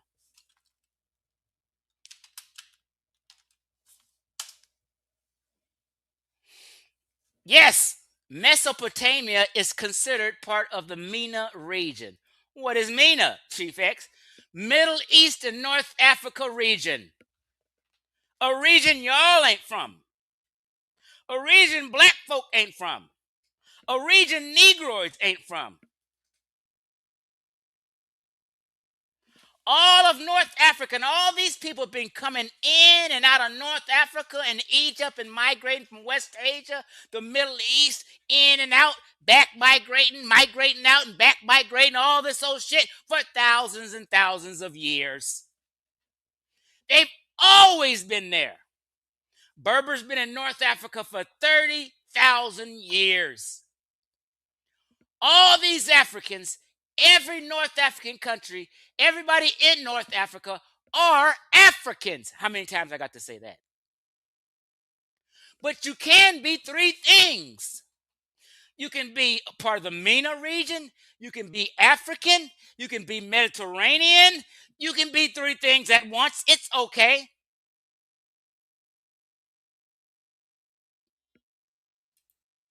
This is not rocket science, people. All right. Ancient DNA continuity in the New Kingdom. We already teased out this 2017 study by Sherman. And this new study in 2025 basically backs it. And it don't show you guys in either study. And these other 200 that are coming up at the end of the year or maybe next year, it don't show you either. Black Egypt has been thoroughly debunked. Analysis from 90 mummies spanning a later period from researchers found a complete genetic continuity with a profile most closely related to an ancient Egyptian population from the Near East to Anatolia. Anatolia is, I guess, is modern day Turkey, just for y'all's reference. Reinforcing the Old Kingdom baseline, right? Reinforcing the Old Kingdom baseline. So 2017 and 2025 study is similar. None of it is in sub-Saharan Africans, black folks' favor. Sit down and be a proud West Central African. The study analyzed DNA from 90 mummies spanning the time period and found complete genetic continuity across this time frame with a profile most closely related to ancient populations from the Near East, Levant, and Anatolia. Sit down and shut your pie hole and let Chief X give you this game. Okay. I'm not going to play this video. Ancient Egyptian DNA, the modern connection. Ancient Egyptian DNA, the modern connection. This is why I love this little article here. It makes shit so simple. This deep-rooted ancient Egyptian DNA genetic foundation is still dominant today. The 2017 study found that the ancient profile forms the bedrock of modern Egyptians. Say that again. The 2000 study found that the ancient profile forms the bedrock of modern Egyptians. But with an increase of approximately 8 to 15, like we discussed in sub-Saharan ancestry introduced within the last 2,000 years. Furthermore, 2020 study by Gatt et al. On modern Egyptians confirmed the prevalence of both the ancient foundational Y DNA haplogroup, E1B1B of Northeast African origin, and later additions illustrating a clear pattern of continuity with admixture. The reinforcement of continuity. The new genomic data from the Old Kingdom provides powerful reinforcement against population replacement myth. There was no population replacement ever. It's a fucking myth. It's some bullshit Afrocentrics came up with. No, not just Afrocentrics, but but it's something Afrocentrics have always taught.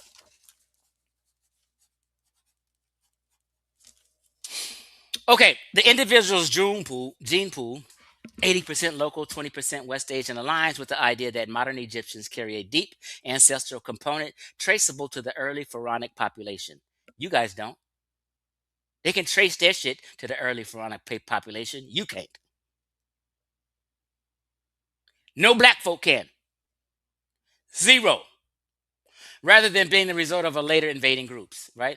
It has nothing to do with anybody that invaded. Egyptians stuck to themselves in general. They weren't fucking Tom, Dick, and Harry. While we now have data from the Middle Egypt in the Old and New Kingdoms, a complete genomic sequence from a southern Egyptian Theban mummy has not yet been published. This would provide an even more complete picture of genetic diversity. See, they're telling you right here. I missed that earlier. It says, while we now have data from Middle Egypt in the Old and New Kingdoms, a complete genomic sequence from a southern Egyptian Theban mummy, what? Has not been published yet. I'm telling you, it's coming. And what's going to happen when it comes, Chief X? This will provide an even more complete picture of genetic diversity along the entire length of the ancient Nile. It's coming.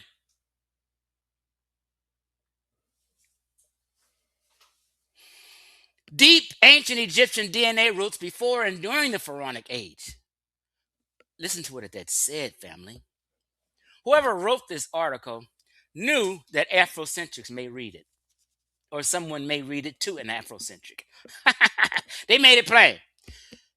Before and during the Pharaonic age, genetic evidence shows that the foundational population of the Nile was established long before the first dynasty, and it remained stable. Brother Jabari, I know you're listening. What you got to say? The Green Sahara, you can't debunk this one, Ankh. You're going to act like you didn't see it. The Green Sahara, between approximately 11,000 and 5,000 years ago, the Sahara was a savanna. As it dried up, populations migrated to the Nile from all directions, creating a unique genetic blend. As an indigenous mix, this foundational population was a mix of indigenous Northeast African peoples and migrants from the Near East. The Old Kingdom genome, further depending on this picture, a full genome sequence. I've read this over before already. The ancient foundation today. What race were the ancient Egyptians? The topic contentious because it has become a proxy for modern arguments about race applying, blah, blah, blah, blah. The Eurocentric climatic hypothesis. Okay. Y'all can read that.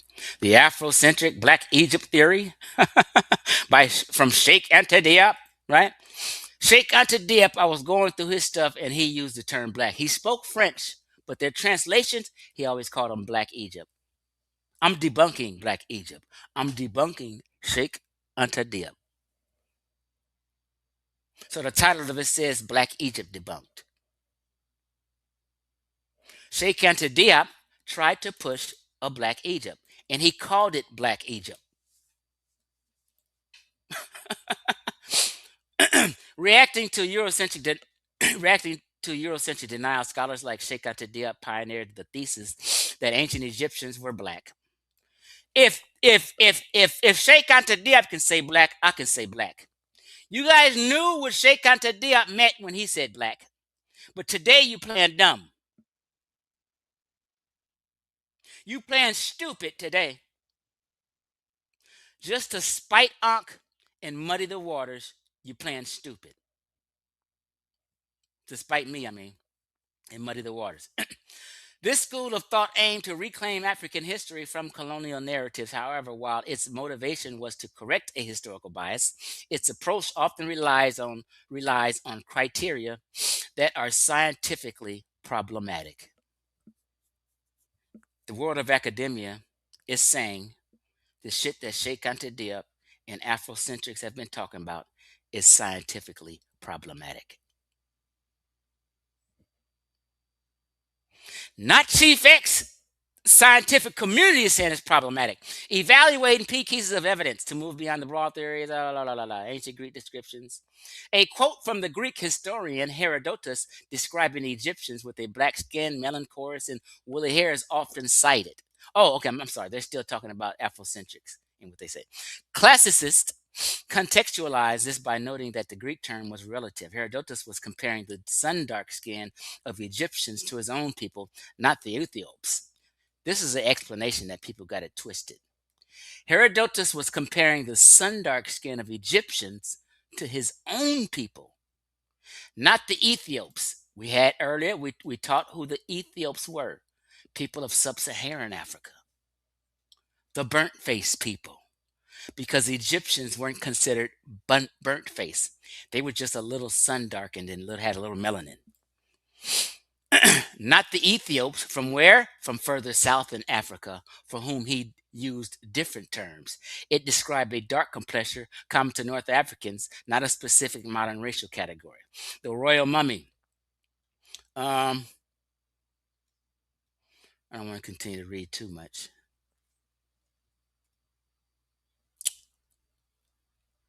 Egyptian art, table of nations, skin color and art. Egyptians, Kemet, reddish brown. Nubians, black. Okay. Asiatics, yellow. Libyans, pale. Right. This is a black man. The second from the right is a black man. Everybody else here is not black. Okay.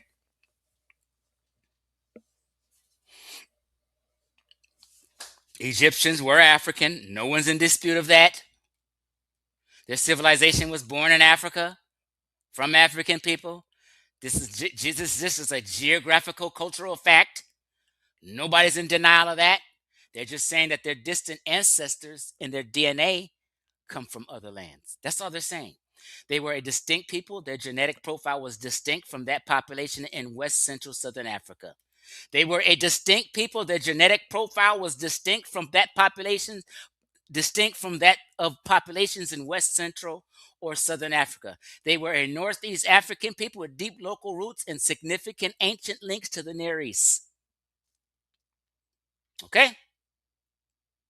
Kemet versus Kush. What was the difference between ancient Egypt and Nubia? While Kemet and Kush developed into distinct civilizations, the relationship began from a deep shared cultural roots in the pre-dynastic period, emerging from a common Nile Valley and Eastern Saharan cultural sphere before formal states emerged. Over millennia, this evolved into a complex dynamic trade. Blah, blah, blah, blah, blah.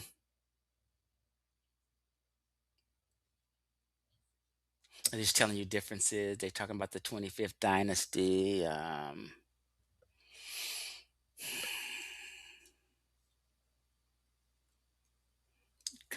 Oh, we're going to end on this one. Did the Arab, because this is the bullshit, I had to argue with 15 dudes on Sonetta TV about 3-4 days ago. I had to argue with these people because they think the ancient Egyptians was replaced, right? But just for clarification, let me show you this.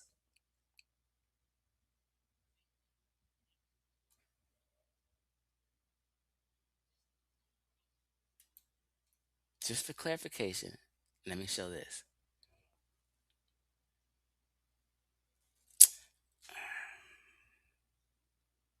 Hmm.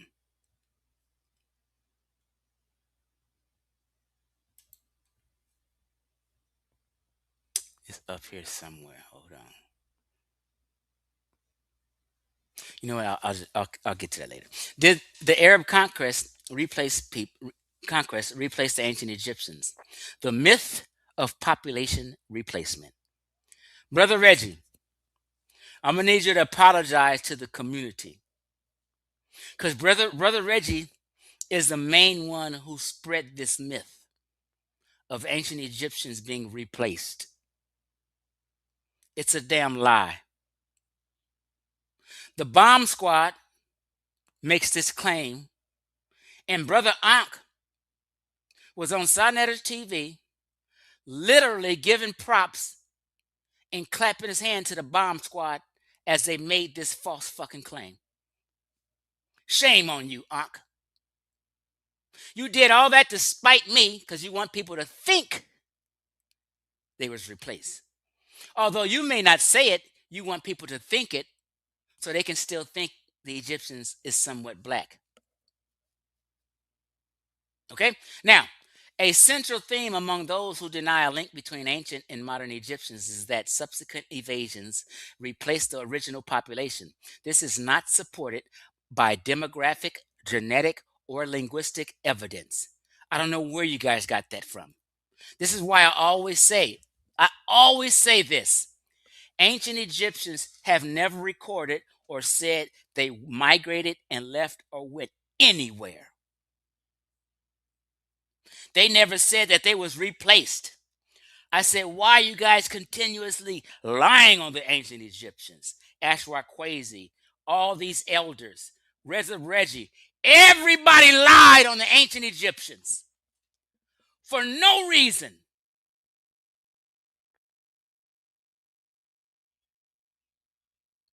Genetic studies show ancient Egyptian DNA continues. This is what I want to show you guys. Hold on.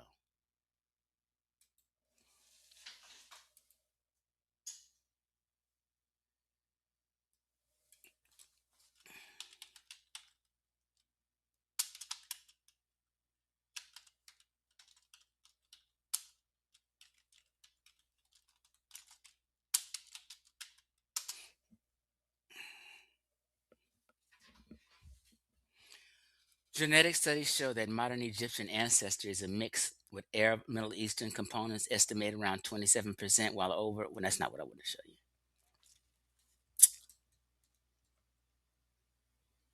This is what I wanted to show you. DNA analysis proves that Egyptians are not Arabs. What are they, Chief X? They're Egyptians. That's what the hell they are. Some people say North Africans. Some people just strictly say Egyptians. But mainly, when I say North Africa, I'm talking about from Morocco to Egypt. But sometimes I mainly mean the Maghreb or people from Libya to Morocco. I consider them Berbers. I consider Egyptians Egyptians. Egyptians are not really Arab or Berber. They're Egyptian. This is something people have to wrap their minds around also. They are North African, but they're also Egyptians. Berbers are North African, but they're also Berbers. You got to try. It's a nuance to this. Okay? DNA analysis proves that Egyptians are not Arabs. You guys never knew what you were talking about because you're anti-science. As the graph below shows, only 17% of Egyptians are Arabs, while 68% of the indigenous population is from North Africa. 4% are from Jewish ancestry, 3% are of East African origin, another 3% from Asia Minor, and 3% from South European. So Egypt is only 17% Arab. Get that through your thick skull. Now, they embrace Islam. It's called the Arab Republic of Egypt because that's just what they embrace. They embrace Islam today. Okay? This is a nice little article also, but I don't want to. I can see, like he says, Tunisian population had the lowest percentage from Arab descent, right? As only 4% are Arabs in Tunisia. I showed you that guy in the video said Tunisia is the pearl of the Nile. He's not Arab. He's Tunisian and or just North African. Only 4% of Tunisians are Arab. And 88% are North African. 5% from Western Europe, and 2% from Western Central Africa. This breaks down all North Africans' DNA, but that's a whole nother story. Let me get back to y'all. Oops.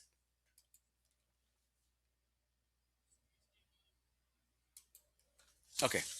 The population replacement bullshit is not supported by any demographic, genetic, or linguistic evidence. Genetic studies show ancient Egypt DNA continues. The Greek and Roman periods. The it's hard for me to pronounce that word sometimes. Ptolemaic Greeks and later the Romans ruled as small elite minorities. As what, Chief? Oh, the Romans and the Greeks invaded and they changed. Oh, shut your mouth. The Romans ruled as a small elite minority, right? Their demographic footprint on the overall gene pool of Egypt was negligible. Damn, you can barely find Roman DNA in ancient in Egyptians. It was negligible. Reggie, we need you to apologize to the community for pushing this replacement theory. The Arab conquest in the 7th century. This was the most significant cultural event, introducing Arabic and Islam. However, this was a case of elite dominance and cultural diffusion, not population replacement.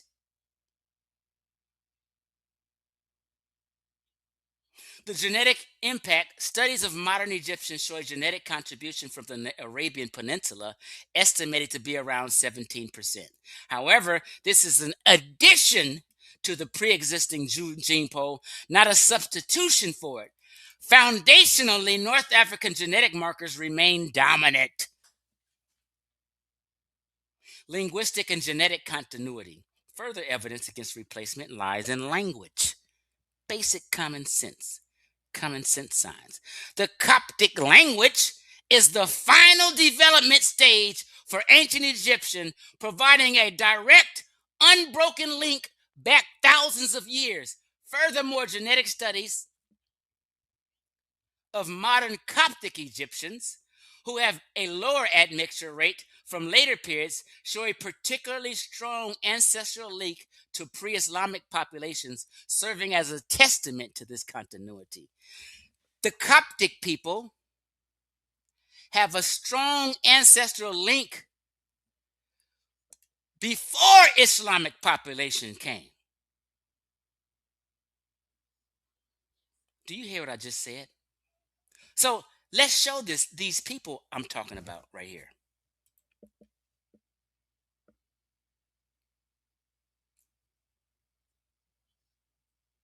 Hold on.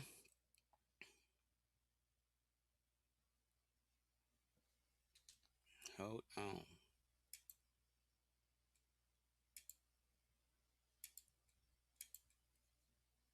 It got to be up here. Oh, here we go.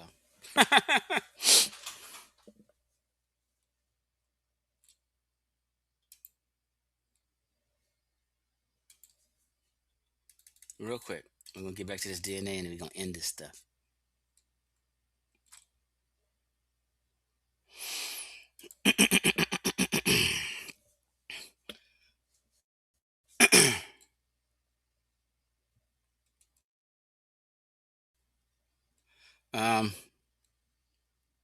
These is people inside of the Coptic church.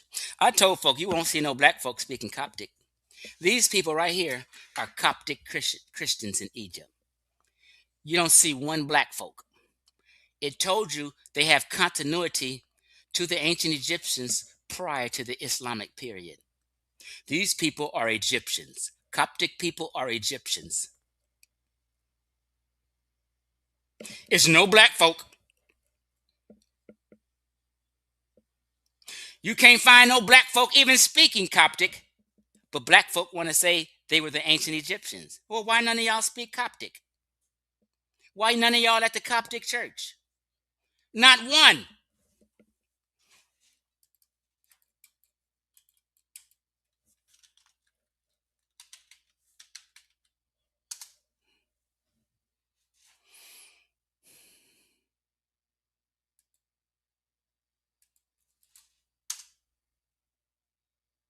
Not one. These are Coptic people. These are people of the Coptic church.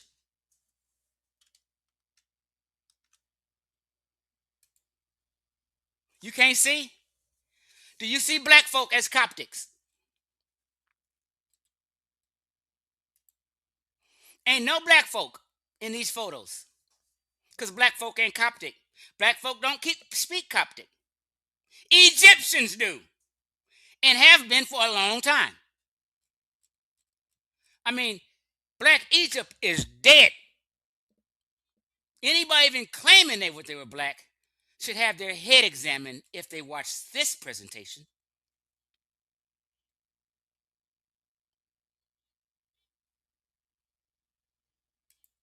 You guys need to shut your pie hole and stop embarrassing black folk. People call me a coon because I don't want black folk to look stupid on the world stage. Okay. So we are you clear about the Coptic people and the Coptic language? It's the final development stage of an ancient Egypt, providing a direct, unbroken link. Coptic Egyptians who have a lower admixture rate from later periods show a particularly strong ancestral link to the pre-Islamic population. It's a living testimony to the continuity. Later eras, ruled by Mamluk and Ottoman elites. Okay, so here's the bottom line, and we're going to get out of here. The bottom line, the story of Egyptian people is one of extraordinary continuity. The foundational population of the Nile Valley was an indigenous mix of Northeast African and Near Eastern people. This group built the pharaonic civilization, interacted deeply with their Nubian neighbors, and later absorbed influences in small amounts of genetic admixture from Greek, Roman, Arab, and other rulers. Ancient Egypt DNA proves the modern Egyptians is the direct inheritor of this entire multi-layered history. They are not Arabs in the same way Saudi Arabia is, nor are they sub-Saharan Africans in the way a Nigerian is? That was cold the way they worded that, huh? Let me read that again. Ancient Egypt DNA proves the modern Egyptians is the direct inheritor of this entire multi-layered history. Leave their darn history alone. They are not Arabs in the same way Saudi Arabian is, nor are they sub-Saharan Africans in the way Nigerian is. They are Egyptians, a people whose roots in the Nile Valley are deeper than almost any other on earth. Black Egypt is done and dead.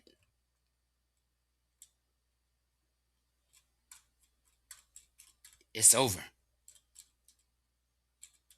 The gig is up. It's curtains. I mean,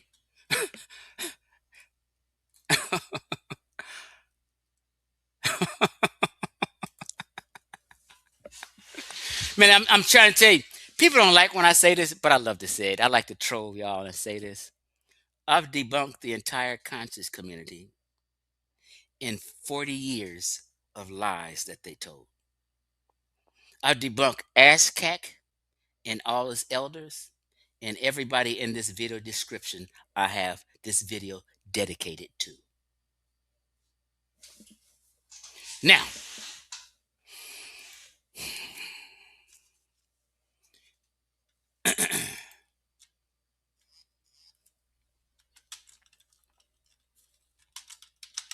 how you like them apples, Jabari?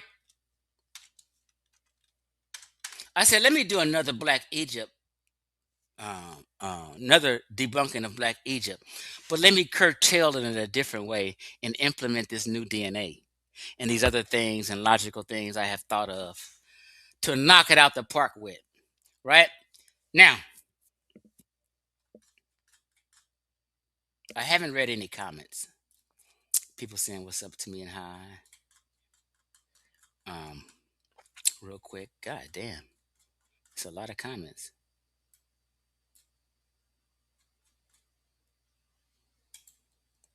Now, if you felt I did a good job, I'm gonna drop the link. If you felt I did a good job, send me $5, $10, $20 to my Cash App. If you think I done a good job and you learned something, I guarantee you learned something you never got in elementary, high school, or college. This shit was kind of comprehensive what I did here. I'm kind of proud of myself. Shoot me a Cash App and say thank you.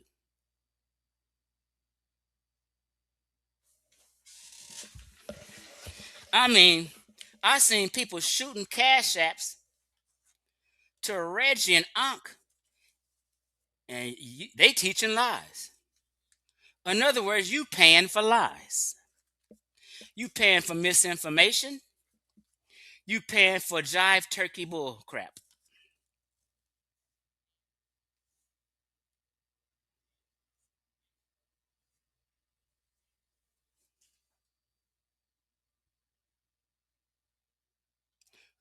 Look at this imbecile. This is a pseudo killer member who I just ragdolled. Him and his boss and his teacher, Ankh.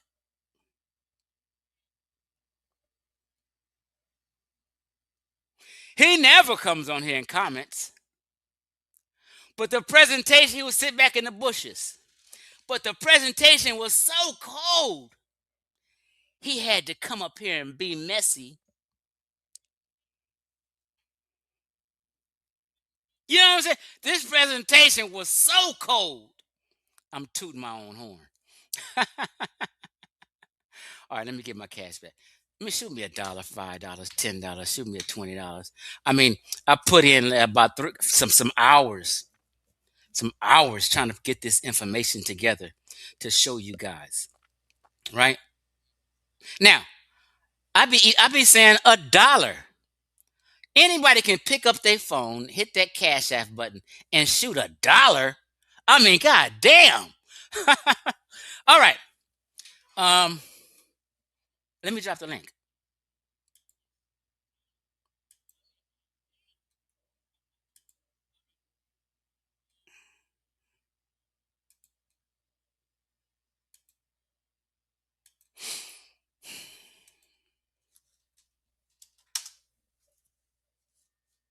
All right, I dropped. Hey, I appreciate that, Kanan. I appreciate that donation. Appreciate you. My cash app is on the screen, Renee. Oops. Hold on.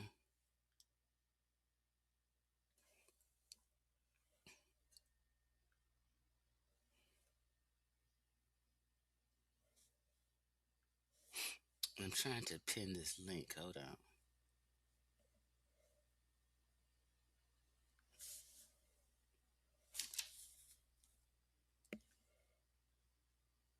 Okay, I pin the message, and it's in the chat.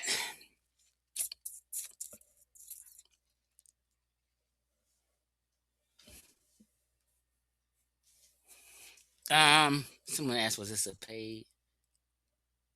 I have PayPal. Um, damn, what is my PayPal? I hadn't used it in so long. I think I got my about $70 sitting in my PayPal. I forgot about. You know what? I gotta figure out. Hey, they go to homie.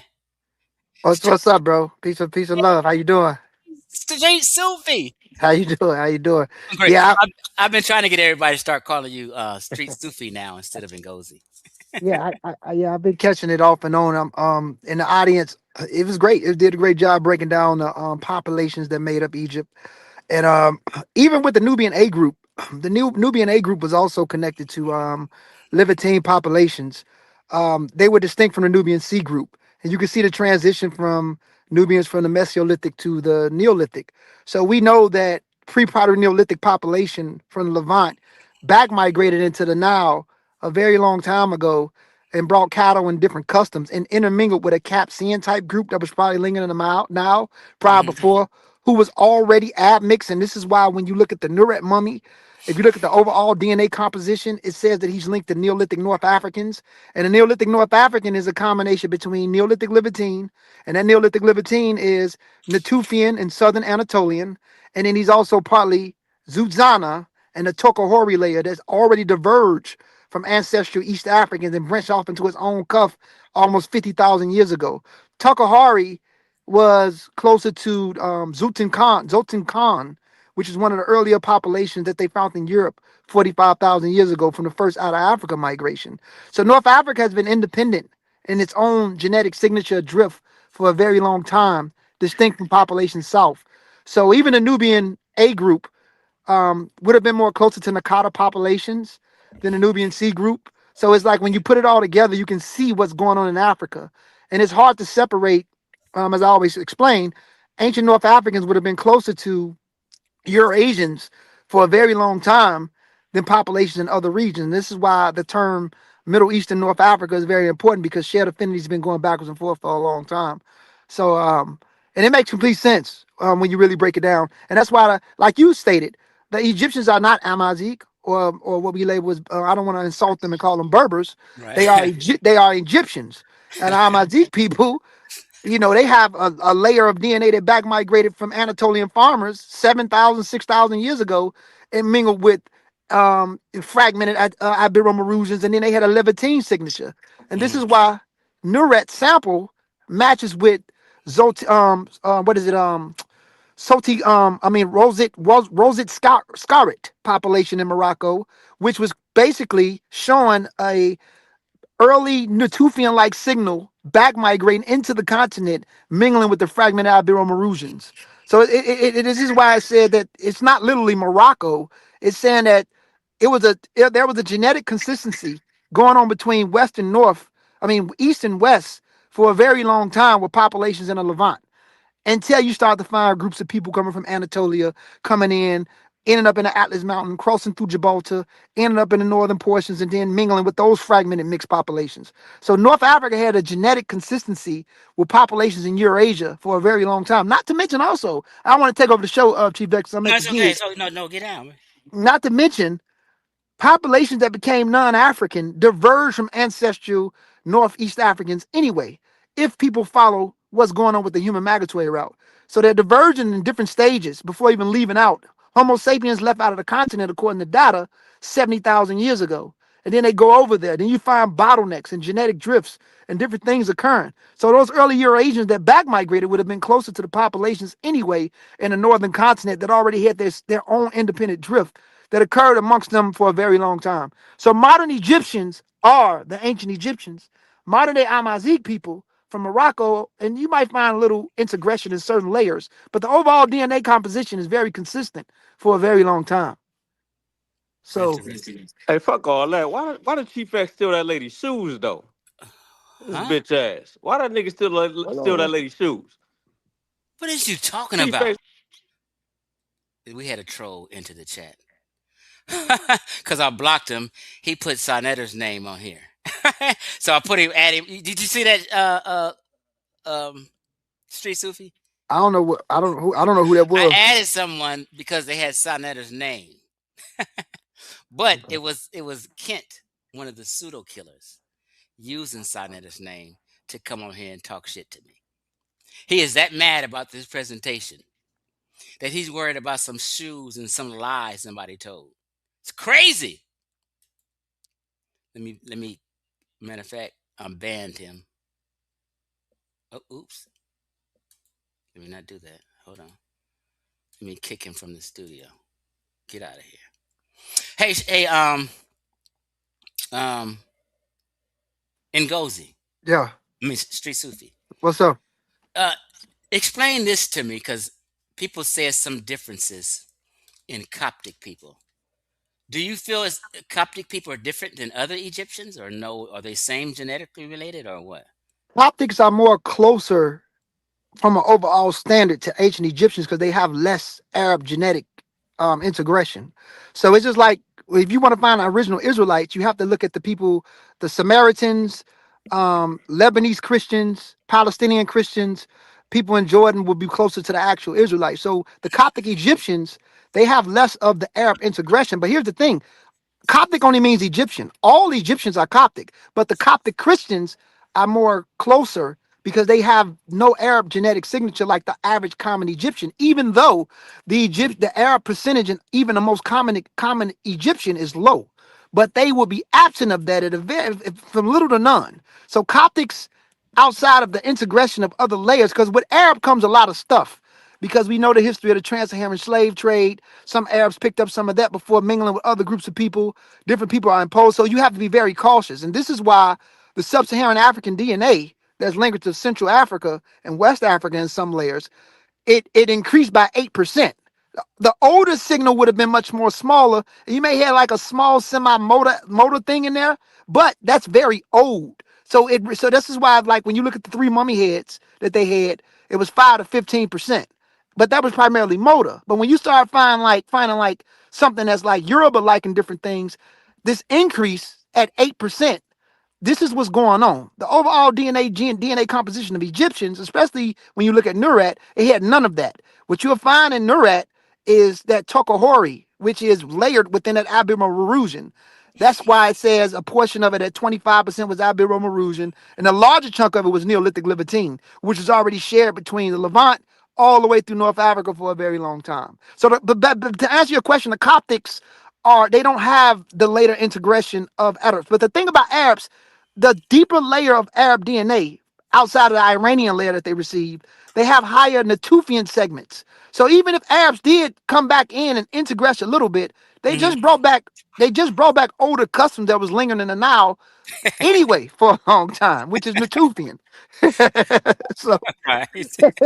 I like the way you said so that. it really doesn't. I mean, we have to get out of the thing. It's just the skinology and the skinhead thing that a lot of the people Jabari is trying to use and those different things. You can't get out of that because we have to look at the diversity of Africa. Africa is very diverse. And North Africa shares much affinity with Eurasia than anything, especially early West Eurasians. So it's a lot of things that comes with it, and we have to accept those differences that occur. So even the Nubian A group would have been distinct a little bit from the Nubian C group, and the Mesolithic Sudanese that they found, they would have been different in morphologically in their craniometrics than the Neolithic phase, which shows that it was a transition that occurred from populations north to south, drifting down at a specific time. Check it out. I'm gonna show you this, Ngozi. 1 second. Uh, 1 second. Okay. Hit my cash app, people. Look, Ngozi. Let me show you this.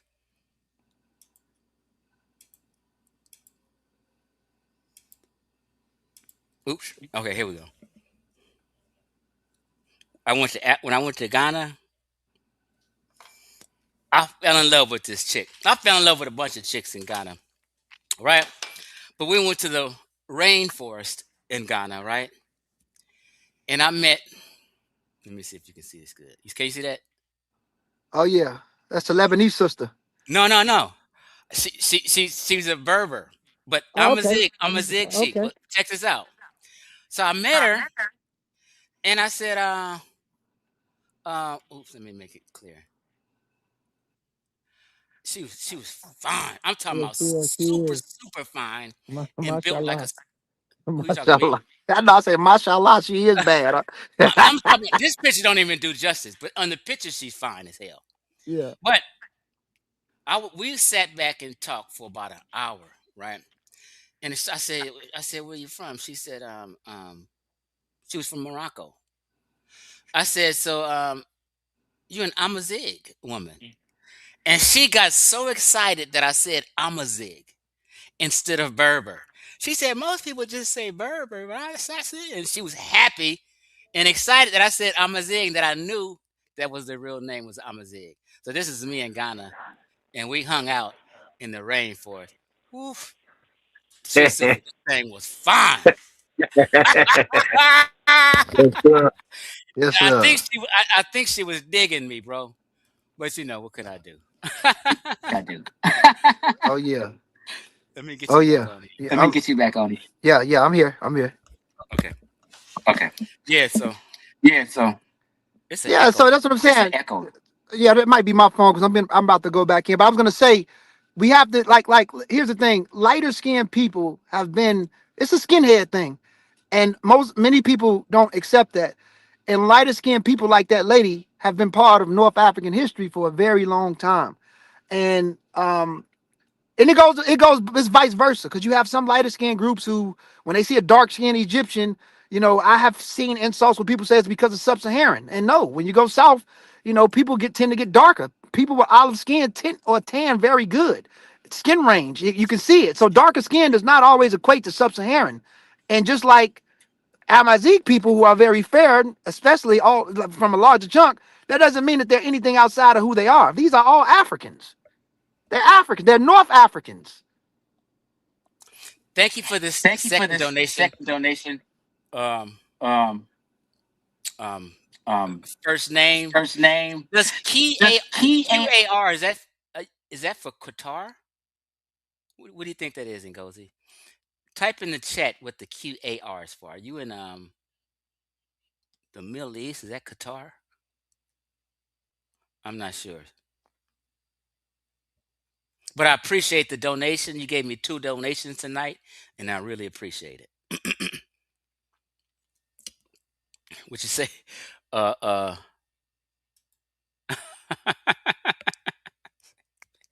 Bad. Oh, you say yes. It is Qatar, I guess you're saying. Cool. They had a UFC event in Qatar a couple months ago. I don't know if you're an MMA fan. Yeah, okay, yeah, you're in Qatar. So I don't know if you're an MMA fan, but they loved it in Qatar. I said, shoot, I want to go to Qatar one day. But they had an MMA event there. If you're an MMA fan, it was probably big news there.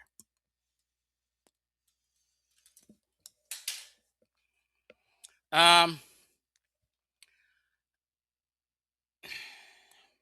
That's all I really wanted to say and share. I'm glad Ngozi came on because I asked him to come on after. I think biblical DNA may have to bounce and do something. But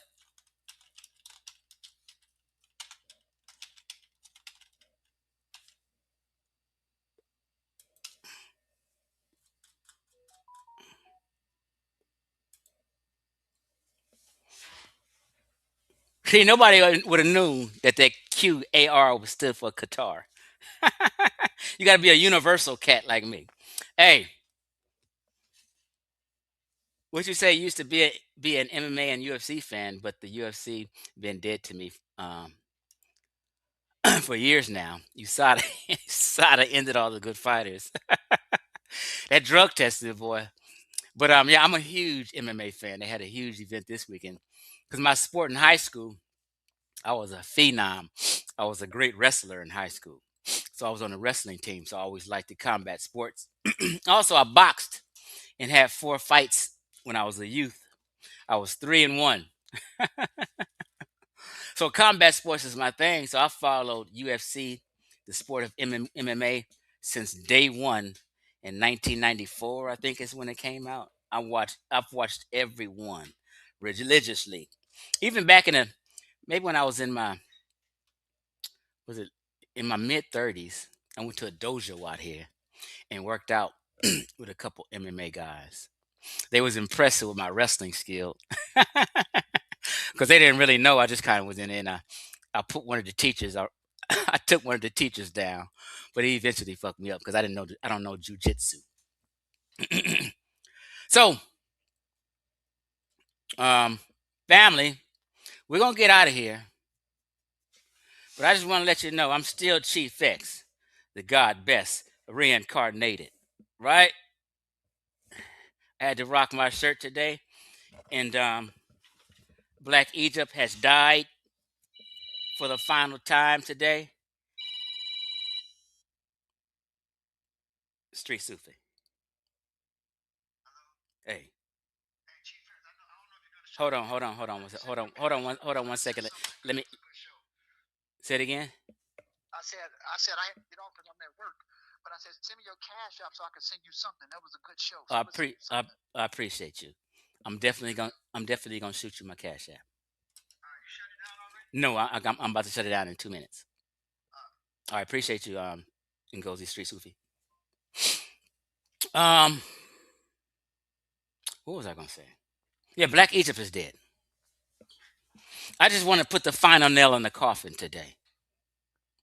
So, in the description, I had dedicated this video to several cats. None of them will respond to this. Not one of these individuals will play my video and debunk any point I made in it. It won't never happen. They're gonna all act like they didn't see this video, and they're all watching right now. So let me read a few questions before I get up here.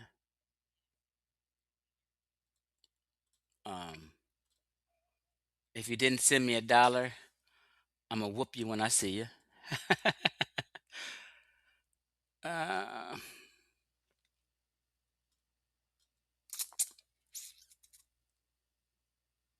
Kent, one of the pseudo killers, came on this show and acted just like a pseudo killer does, immature, being insulting and things of that nature. Look, y'all got to grow up and stop letting Ankh fool and trick you. Stop letting Ankh make videos about me and not even be on topic. Ankh made a video talking about Caucasian and Caucasoid and how it's an outdated term. I know that. I'm like, so what did you waste 4 hours making a video for? And we both agree that Caucasian and Caucasoid is outdated terms. You wasted all them hours. I said I just like to use it anyway. Who gives a darn? You wasted time. And my presentation wasn't even about that. You're arguing semantics, and I'm into a deeper argument, debunking Black Egypt and letting my people know they need to come back to West and Central Africa. That's not your culture. That's not your history. I'm doing a good deed. That's what I'm doing. A good deed, an educational deed. I'm out.